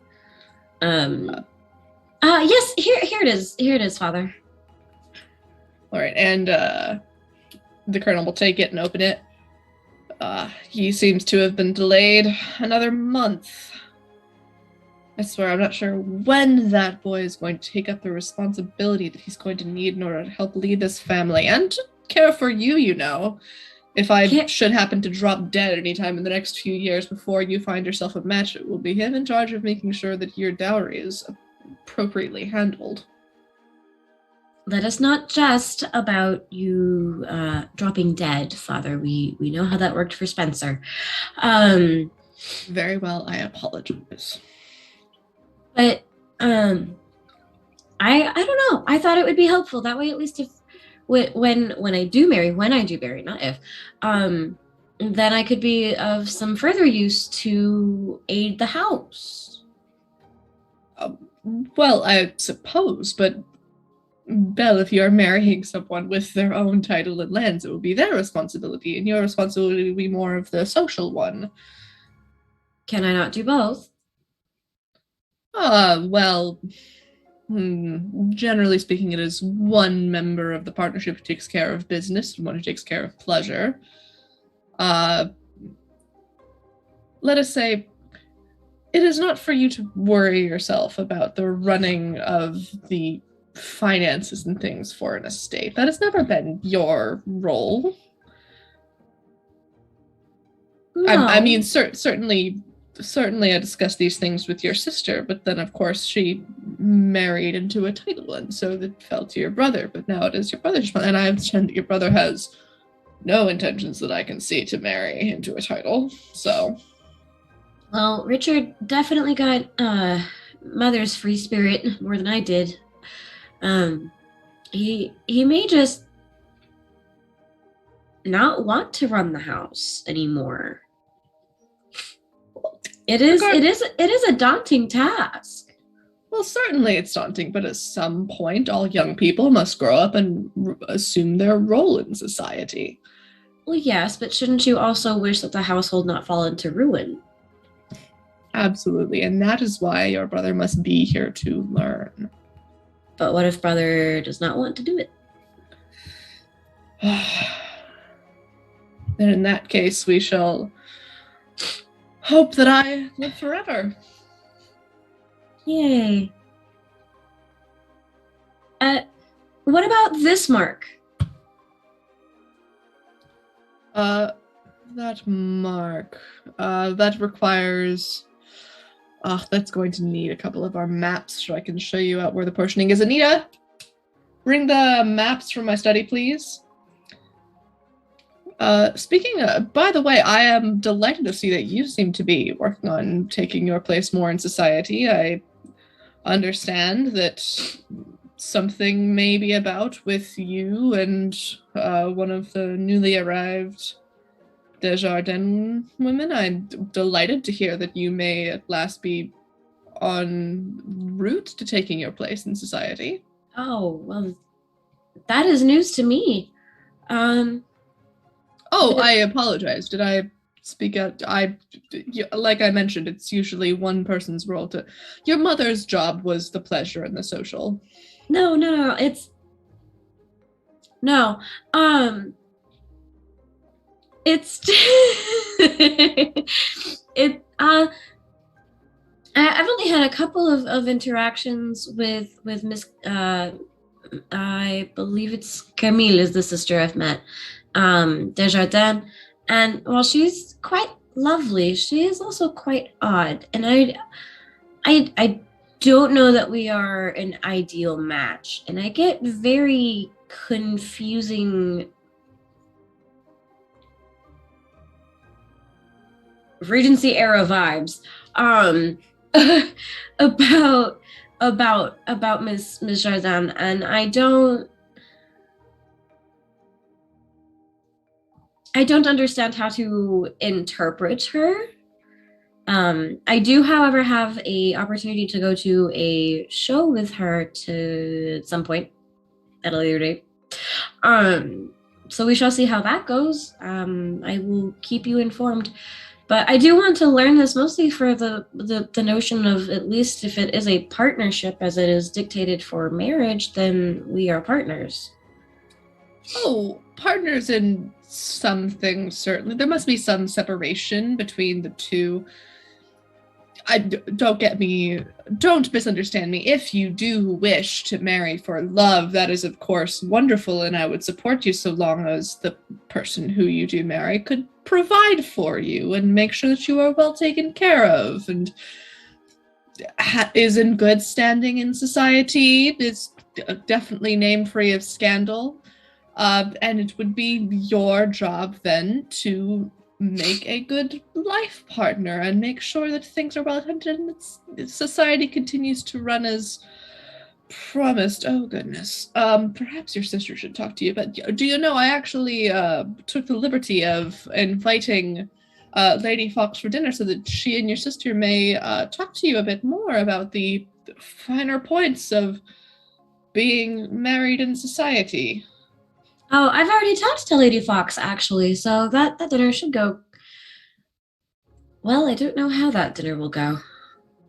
Oh, well, I'm delighted to hear that you seem to be stepping up to your role in society at last. If you are seeking out the tutelage of one such as Lady Fox, who is a pillar of our community.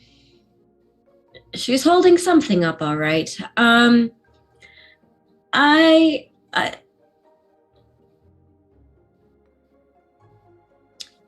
I want in a partner is somebody that knows what they want and isn't going to stifle me or stifle themselves for the want of society. I want a true partnership, be that so that way I can help. Because I see how long you have to pore over these books. I see how tedious it can be. Would it not be easier if your partner knew how to do all that as well and how to help? Two heads are better than one. That is true, and I would not see you joined to someone with a substandard head. No. And we both know cross-stitching has never been my strong suit, so I may as well do something with that hour in my day. That is fair. Very well. All right. Well, I will help walk you through how our estate is apportioned. And you're just like tackle hug. I'm sorry. Proceed. That is quite. I am certainly delighted that you seem to be taking a healthy interest in how things are run and done. That does make me happy, and I'm sure it would make your mother happy to see as well. Very well. Well, where is Anita with those maps? Well, in the meantime, I can take you through the ledger to show you how we manage income for the servants and pull out another book and start walking you through those. Yeah. And is there anything else that you'd like to say to him before we end the scene? No. Wonderful. All right. A lot better than I thought it would. All right. And so we will go ahead and hop on over. I believe it may be the next couple of days. A couple of days have passed, and we are at tea with Ash and Beatrice. Yes. So Ash would have set up some tea, would likely have some house servants around to help serve things, maybe a small platter of cookies and small treats and snacks and things, in a room with lots of light, lots of sunlight coming in. Very cheery. Okay. And your steward, Anita, will bring in Miss Beatrice Desjardins. Welcome, and she will sit down for tea with you. Now, Miss Marlowe, thank you so much for inviting me for tea. I confess that I'm not exactly certain why you wished for my company. Well, it would seem that there is an unfortunate rumor going around about your sister. And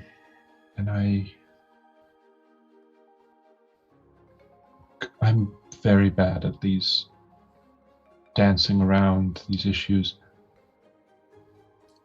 I started a rumor about your sister that she was, to put it delicately, she was seen without a chaperone with a certain French lord. And it turns out that I am mistaken. I see. What I invited you here for is, as her sister, you know her best. And, well, Miss Desjardins and I were friends once. Good friends. And I would hate to have that continue, and I would very much like to resolve the issue if I can. I'm not sure exactly what I can do, but if you had any ideas, I would be in your debt. Very well. I appreciate your candor, Miss Marlowe. And I will confess that my sister does have an ear for rumor, as do I. But I am sure that there is something that can be done to make this all water under the bridge. I do hope so. I can tell that it has been bothering her, and well, our interactions of late have certainly been strained, and I would just like this to be resolved so that we can move forward. If we can remain friends, that would be ideal, but at least so that we can see each other in society and not have to avoid one another. Oh, certainly, certainly. And I think what may help assuage some of the rumors is if we could potentially get your assistance in spreading a rumor that may have a bit more weight to it. And what rumor is that? Well, I happen to know that my sister has a more than passing interest in someone who we believe to be a dear friend of yours. Oh, I haven't heard. Yes, and perhaps it might do well if you could help my sister in making a connection. Forgive me, with whom is this interest? Oh, well, I believe you have met, are well acquainted with Miss Belle Andrews. Oh, Miss Andrews. Yes, I am familiar with her. We have spoken a few times. Yes, well, my sister has confided in me that she finds Miss Andrews just enchanting. And I must say, I agree, there is something very refreshing about her free-spiritedness. I see. Would you not agree? Yes, I would. She certainly has a way around the room. Well, perhaps you could tell me a little bit more about your history with Miss Andrews? Well, they are a friend that I have made for recent times. And, well, we've enjoyed a few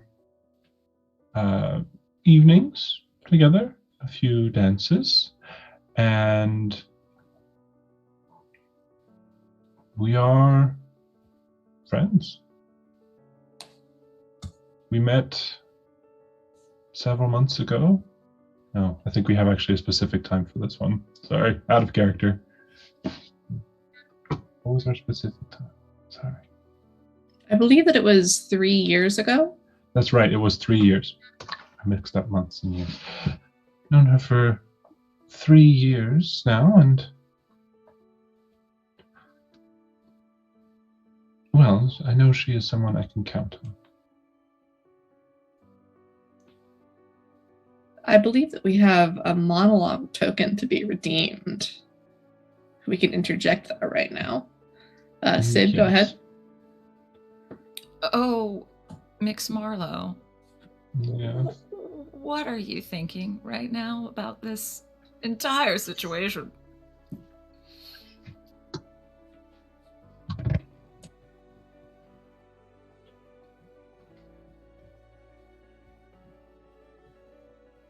Oh. Okay. Kimmy likes Miss Andrews. I need to resolve my issues with Miss Desjardins. The easiest way to do that would be for her and them to meet, and perhaps that would smooth over. However, I don't want her to do that. Can I maybe guide this towards another outcome? She seems pretty adamant. Maybe something innocuous, something like tea or a promenade, or all three of us go to a show together, perhaps.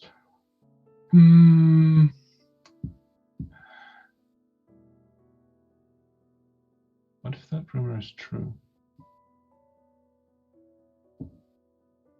What if they really are having a dalliance? What if Miss Andrews really does care for Miss Desjardins? Does that mean that I should stand in their way?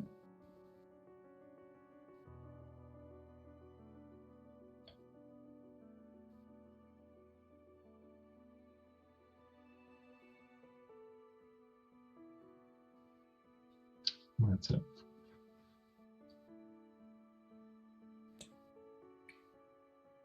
All right. Well, 3 years is quite a long time to know someone, and I believe you have known my sister Camille for quite a while as well. Perhaps you could do both my sister and me the great honor of spending some time with us and inviting Miss Andrews along if you two are such good friends. But I must ask, Miss Marlowe, I know that you wish to make up with my sister, but that cannot be the only thing on your mind, and I would wish for us to be friends. Oh, yes, of course. I've always held you in the highest esteem, Miss Desjardins. I shall reach out to Miss Andrews and perhaps try to arrange something then, if that is how I can resolve things with Miss Desjardins. Oh, that would be just lovely. And do you know, you are doing all of this to make up with my sister, and I would love to return the favor. Is there not some way that I can help you? Is there anyone who has turned your head this season? Oh. I have heard that there are rumors, but I wish to have them confirmed by you rather than speculating willy-nilly. Well,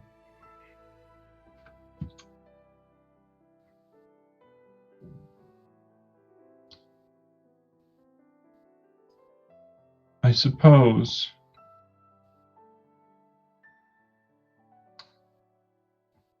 the Viscountess is certainly charming, is she not?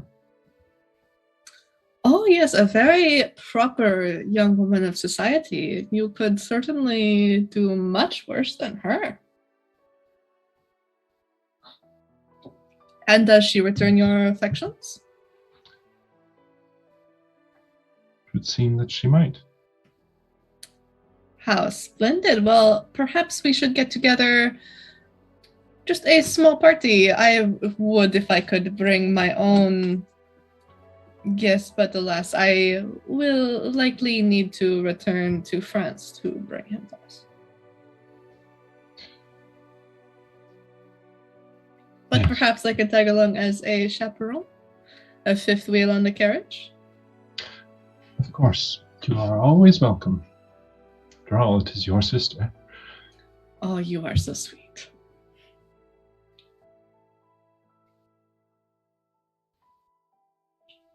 Yeah. How have you been enjoying your time here in Habersham?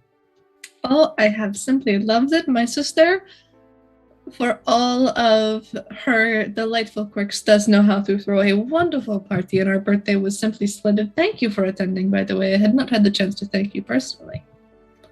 Oh, it was my pleasure. It was quite the affair. Certainly it was.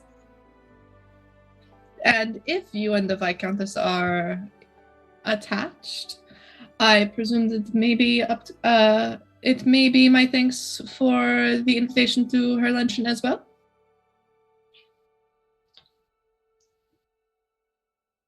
Perhaps. Oh, you need Yes. not confirm anything yet, but Yeah, this is just between you and I. of course. Cool. But do you know, if you and the Viscountess are to be very closely attached indeed in the future, if you do wish to make things up to my sister, it would do well for our families to be close friends. I would like that more than anything. Delightful. I know that my sister must be looking for an excuse to stay in Habershire, and if she were, say, to become attached to Miss Andrews, it might provide the perfect excuse. And then wouldn't it be lovely to be able to spend the rest of your lives in happy attachments and nearby your closest friends? Yes, life certainly would have a funny way about it if that were to happen.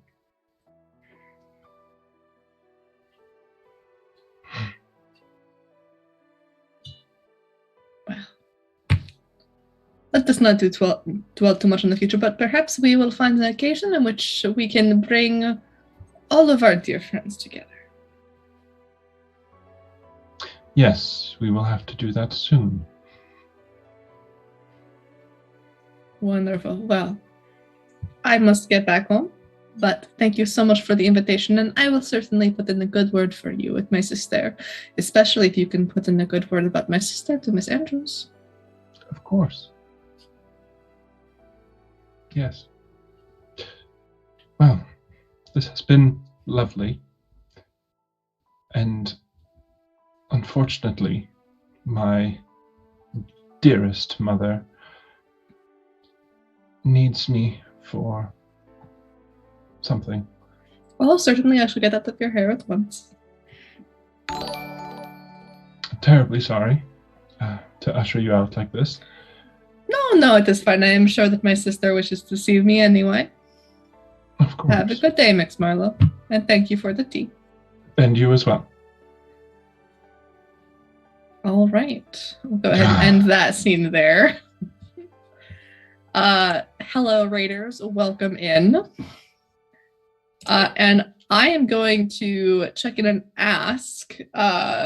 I am okay to spend one of my facilitator tokens on this as well and give it to you, Anne, if you would like to have a short scene in between Camille and Beatrice as part of this visitation chapter before we head into the reputation section. Sure. Okay. So Beatrice comes home from having tea with Mix Marlowe. What would Camille be doing in the meantime?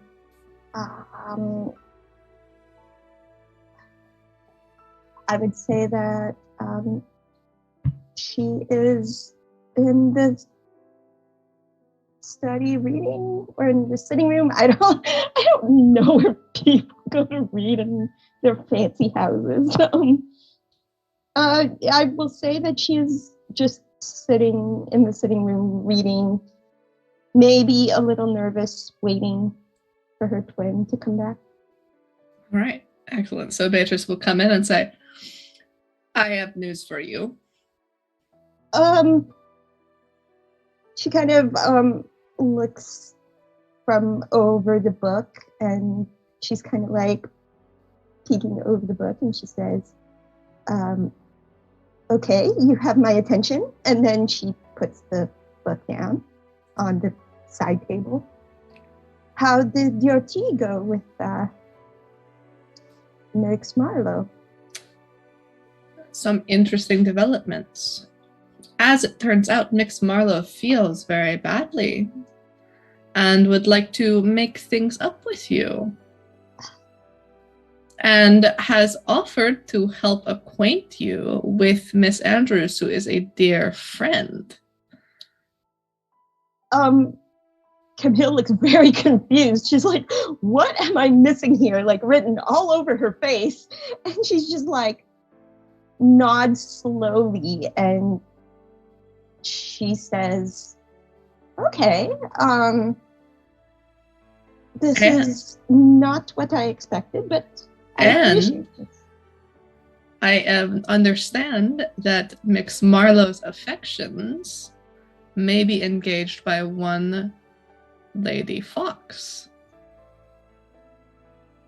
No way. Yes, way. Seriously? Seriously. That's fantastic news. Oh, wow. That's amazing news, actually. Wow. Okay. This was great. Okay. So, what else did you speak to them about? Oh, those were the main things, but of course they would like to, at some point in the near future, have an outing where all of you might get acquainted, so that you might have ample time to speak with both Miss Andrews and Lady Fox.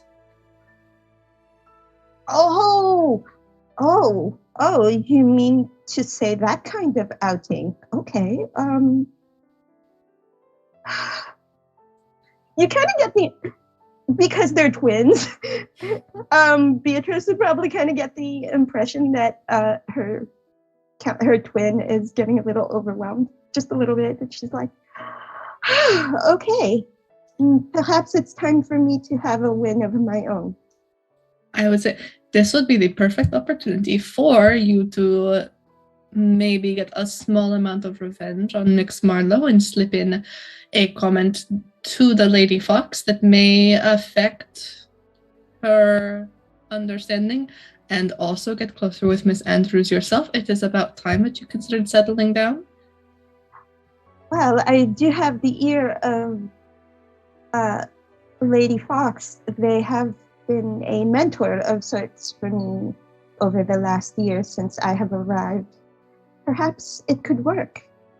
Well, then there you have it, the perfect opportunity. And also, I have managed to secure myself a potential invitation as well.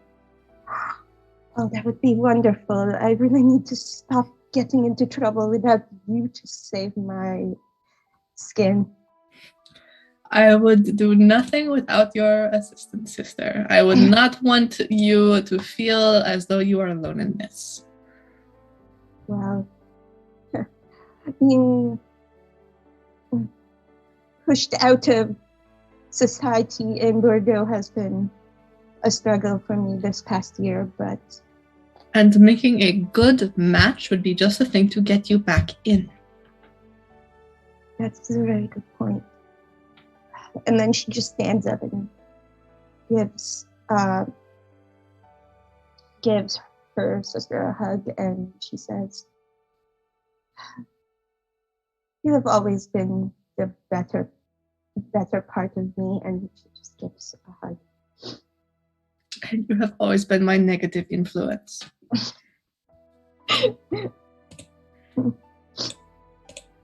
But perhaps this time I can help you to do this in a more productive and less scandalous light. Perhaps. Thank you again. I don't know how I survived without you.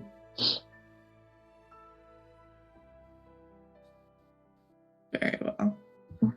And unless there's anything else that you want Camille to say, Anne, I think we may go ahead and call that scene there. Yeah, let's call it done. That was good. All right. Very well then. Is there anything else, any other short scene that anyone wants to play out before we move on to the reputation section?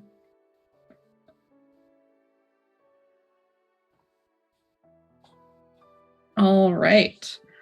Well, has anyone done anything that may impact their reputation during this chapter of play? I mean, probably. I don't know. I believe that the characters who got to see some quote unquote society in this section would probably be Ash and Theo. Yes. Yeah, because it wasn't just the two of us. Mm-hmm.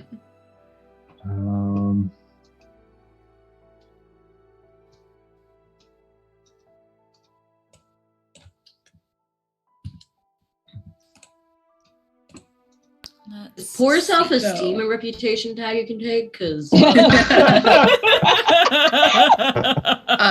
So as a reminder for everyone, you gain a positive tag if you act in service of duty or morality in a way that compromises your desires. If you act in obedience to society's convention, despite considerable hardship in doing so, or if you make a sacrifice or deny your desires to uphold the superiority of your rank. You get a negative tag if you act in contravention of society's conventions, act on desire in a way that compromises your duties or morality, or allows others of lesser rank to talk down to you or treat you as an inferior. I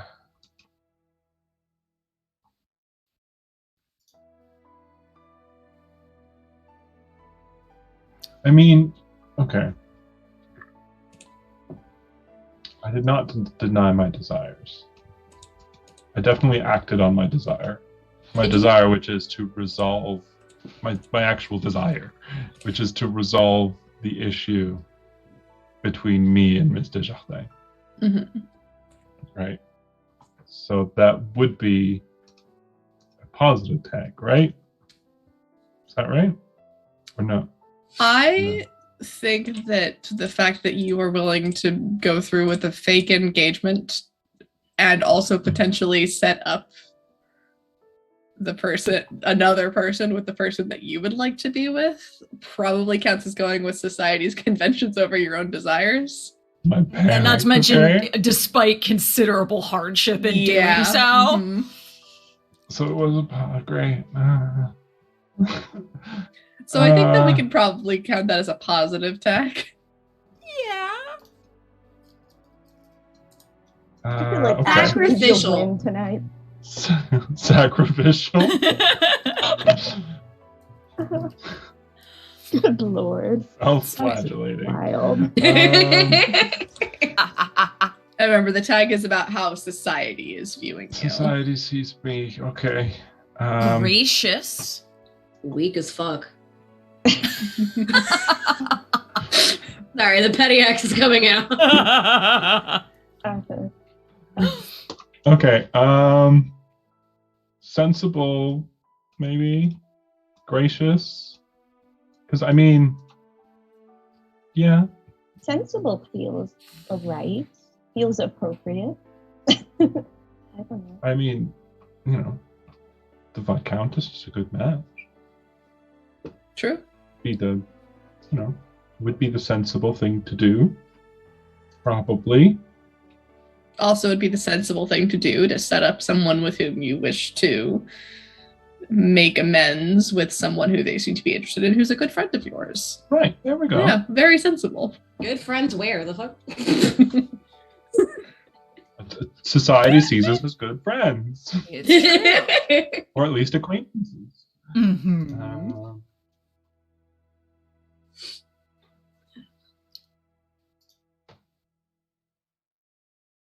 Do I deserve a negative tag, though? Or can you only get one?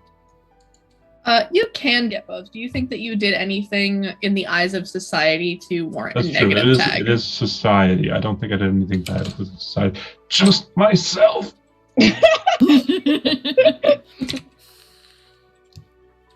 Something taking one for the team. Yeah, exactly. Sid, what about the Viscountess? I would say that she acted in the service of duty or morality in a way that compromised her own desires, as well as she thinks on Mix Marlowe. Did not intend to secretly, not secretly, or even pretend be engaged to them, but was willing to do so. To pretend to be in a secret engagement. Yep. If they can do it in Britain, we can do it here. But yeah, in order to... She feels it is her duty to assist these star-crossed lovers. All right. What positive tag do you think we could? Do you think that is something that they see in the eyes of society as doing something positive? This engagement to Mix Marlowe. How would we name this in the eyes of society?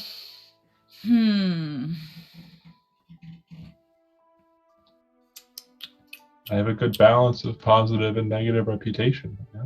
Hey. Good family. It's true. It's a tough one. I mean, she would be finally settling down too. I mean, she's at the ripe old age of 25. So I mean, she's approaching nearly on the shelf. Yes, nearly on the shelf for that's my 8-year-olds.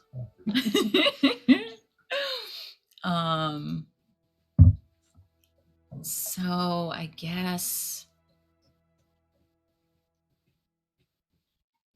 well, maybe even just dutiful. I mean, she has this estate, she has this title. It's just about time that she, settles down, continues, the family name, blah, blah, blah. Sure, all right. Dutiful sounds good. I really appreciate that even with it being a fake engagement that everyone, like a secret engagement, which would belie like some sort of passion there, the two that we went with are sensible and dutiful. It was for setting up Kemi and Belle, true. not for the secret engagement. True. All right. Let's see. We'll go ahead and move on to the epistolary phase then. Are there any letters or missives that need to be sent? Letter to Miss Andrews. Gee, you could sound a little happier about it. Were the topic nicer?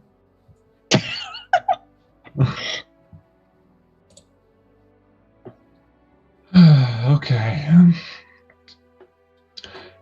Dear Mrs. Andrews, Miss Andrews, rather.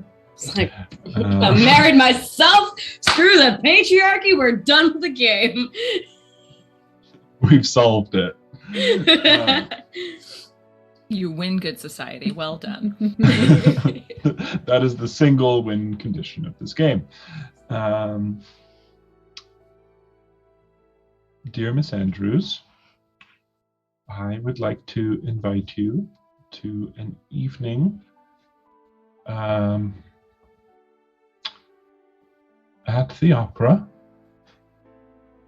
If there is an opera in Havre. There indeed is one, and the lead singer, I believe, is one Miss Logan. Oh, there you go.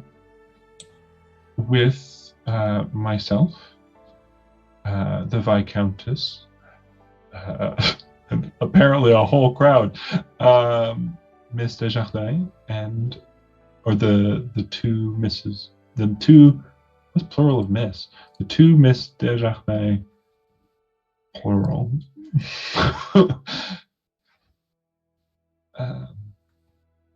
If you would be so inclined.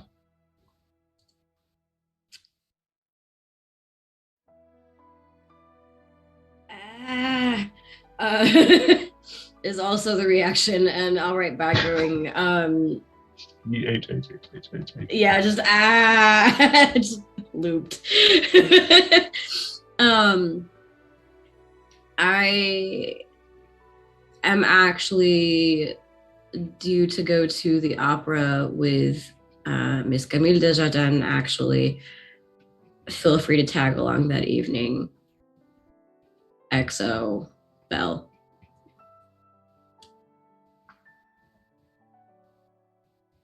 All right. All right. Yeah. I suppose I have to send another letter to the Viscountess, so let's just... So I would also send along a message to the Viscountess inviting her to an evening at the opera with Miss Andrews and the Desjardins twins. And hopes that she would attend, and in postscript say, I've made a terrible mistake. Help.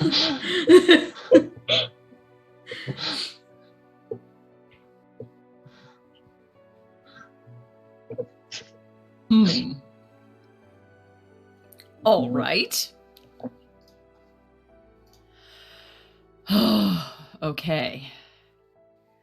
Who else can we throw into this mix? May I make the suggestion, and I'm happy to spend a Yes, facilitator token to do so, that someone suggest inviting the Dowager Duchess Dawson. I was gonna do that Perfect.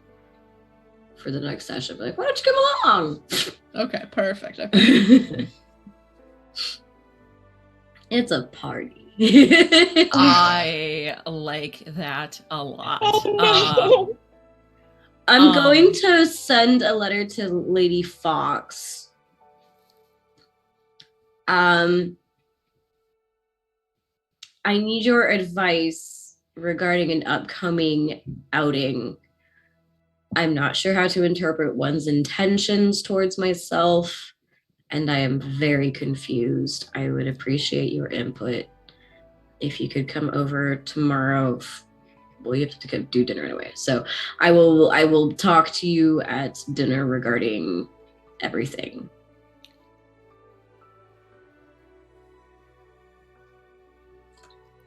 XO Belle.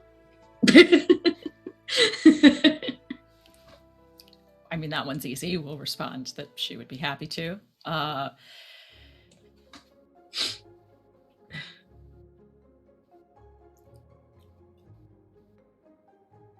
Do we respond back to Mix Marlowe or use the last letter to personally invite Triple D to this outing?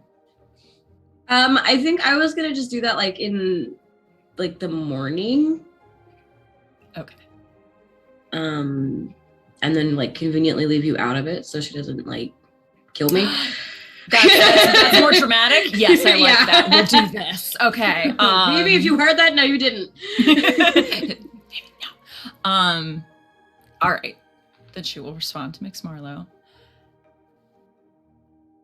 that she'd be happy to attend. But if this is perhaps the same confusing outing that one Miss Andrews has already hinted at, they may need to speak more in depth about the Regency equivalent of the game plan before that. So yeah, you and me both. So they will talk soon, and she will add in the postscript that that they should pretend that this postscript is some flowery language of lovely affection and everything in front of their mother, so their mother thinks that that's what they're reading from her. Keep up appearances. When they read that, they go, oh. All right. Anne, any letters that you would like to send?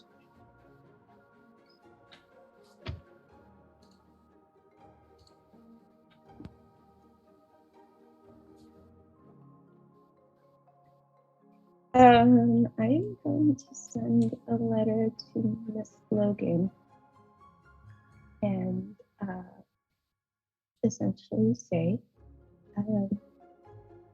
Miss Logan, I believe that my sister has decided to make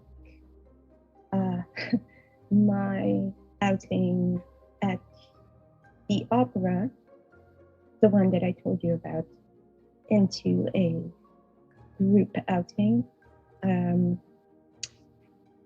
If we could perhaps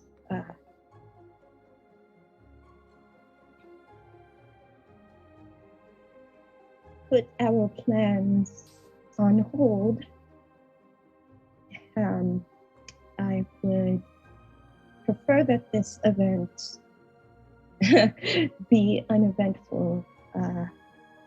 Perhaps we can plot and scheme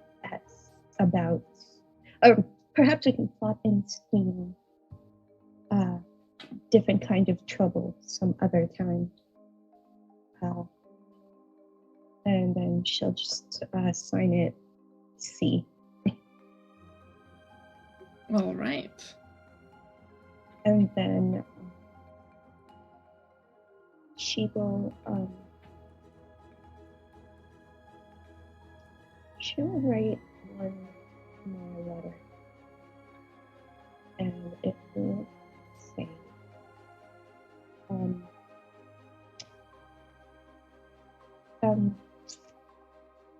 she'll say, Lord Dupont, I hope this letter finds you well. I just wanted to send word to you.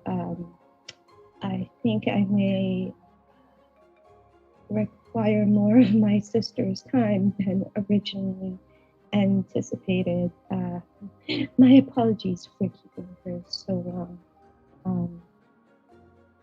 I am pleased to hear that you both are doing very well. Hopefully there will be some happy news for our family soon.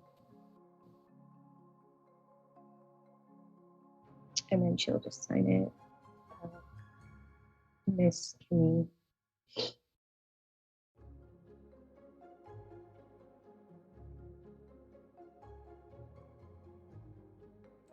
All right.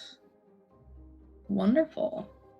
And with that, I believe we are going to go ahead and bring this chapter to a close. So we'll go around and do our outros so that our wonderful cast can tell you who they are, where you can find them, and what they are doing. And then we will see who it is that we are going to go ahead over and raid. And so we will start, as always, on my right with the lovely Beau. Hello, everyone. My name is Beau. I use they, them pronouns, and you can find me all over the internet at Dorky Teacher, except for on Twitch, where it's just Dorky Teacher. And shut up, just because I say the same thing every time. And I was playing Mix Ash Marlowe, the absolute train wreck of a human being. You can find me this Saturday over on the Initiative Order, where I am playing Lock-Free Tenement in Nightfall, a deep breath RPG game where we are investigating some strange happenings on a sci-fi space station. And it uses the deep breath system, which is a brand new system that is coming out on Kickstarter relatively soon. That's me. Thank you, Beau. We're going to go ahead and throw it on down to Sid. Hey, I am Christina Sid. You can find me on the Twitter at Greek Sid. I played the Viscountess Theodosia Fox today, and boy, oh boy, did we get up to shenanigans. Fun times. You can find me predominantly over on twitch.tv/game nights. That's 2 G's and a K, like a knight in shining armor. I run our Thursday night game of Urban Shadows / a little bit of Good Society, because I gotta throw it in there sometimes. That's 8 o'clock Eastern on Thursdays. It's a riot. You'll also find me over there on Fridays playing some Fate, Neon Souls, very pirate space crime. It's good times. Every other Saturday, also playing some Fate, but more JoJo's Bizarre Adventure inspired, playing Star Power. Sundays playing Monster of the Week, and on Mondays you can find me over on twitch.tv/InfiniteRP. We play Flames of Freedom, which is a Swyhander system. It is essentially American Revolutionary War plus Eldritch Horror. It is great times. Also 8 o'clock Eastern over there. I play a lot of games. It's good times. Yeah, and that's me. Wonderful. We'll throw it on over to Meg. Hey, I am Meg. You can find me on Twitter at Narnia's Pants, where I currently am screaming about having a sinus infection. But I'm also screeching about being a teacher. Apparently one of my 5th graders thought he would try to make history by fighting Kanye West. And you know what? More power to him. That was literally my serotonin today, besides my kindergartner singing Encanto. I am not nearly as busy as Sid, and I feel slightly less productive than anyone here. But I have a Tuesday game over on twitch.tv/ballad. I think it's Ballad of 7 Dice. It might be that one. I'm retweeting it regularly on my Twitter, so if you follow me there, it is Ballad of the 7 Dice is the full thing, but you know how Twitter and usernames can be. That game on Tuesdays is called Rise of Nyarlathotep. I can say it, I promise. It's a horror game, but it is fun. It is very like anti-capitalistic. We have our whole thing. We are hunting down masks and fighting bad guys. I play a socially anxious godling druid, which is amazing. No acting required. And it's been a lot of chaos. We are about in the middle of season 2 right now, so it's been a lot of fun, lots of adventures. Things keep blowing up, and my crew has a really bad tendency for pyromaniac issues. We set towns on fire. That's our problem solving. So that's where you can find me on Tuesdays. And then Wednesdays I am here. Like I said, if you want to try and find me, I am usually up on Twitter screaming about random things. That's it. All right, thanks, Meg. And we're going to throw it on over to Anne. Hi, I'm Anne. You can follow me on Twitter at XO_girlwonder.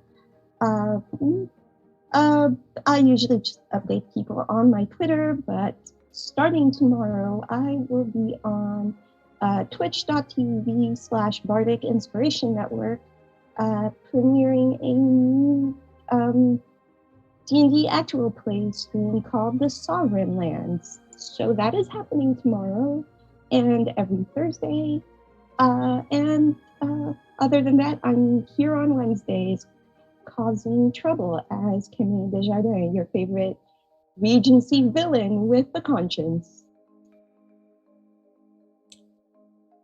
Thank you, Anne. And missing tonight, but definitely want to make sure that we still shout her out, is the lovely Vivi. You can find her on Twitter at Mrs. Vivacia. She is lovely. She usually plays our Dowager Duchess Dawson. We look forward to having her back. Thank you also to our wonderful steward, Anita, who is steward of every major household in the village of Havershire. Everyone's favorite steward, not just ours. My name is Harper. I have been your facilitator this evening. You can find me all around the internet as Harpersona or Harpersona Games on Twitter, where I could not get my hands on Harpersona because someone got it there before me and then got it banned. It wasn't my fault. When I am not here on Critical Misses, you can hear me every other Tuesday on podcasting networks playing the character of Ursa in Through Hollow Flames, where there is some magical shenaniganery going on in the far north of the world of Maneas. So go ahead and give that a listen. I believe that we are going to be raiding out. Where are we raiding out? We're going to be raiding Phoenix Iwaki, and he is going to go ahead and get that raid going for us. But thank you all so much for tuning in, and until next week, chapter's closing. Bye, everyone.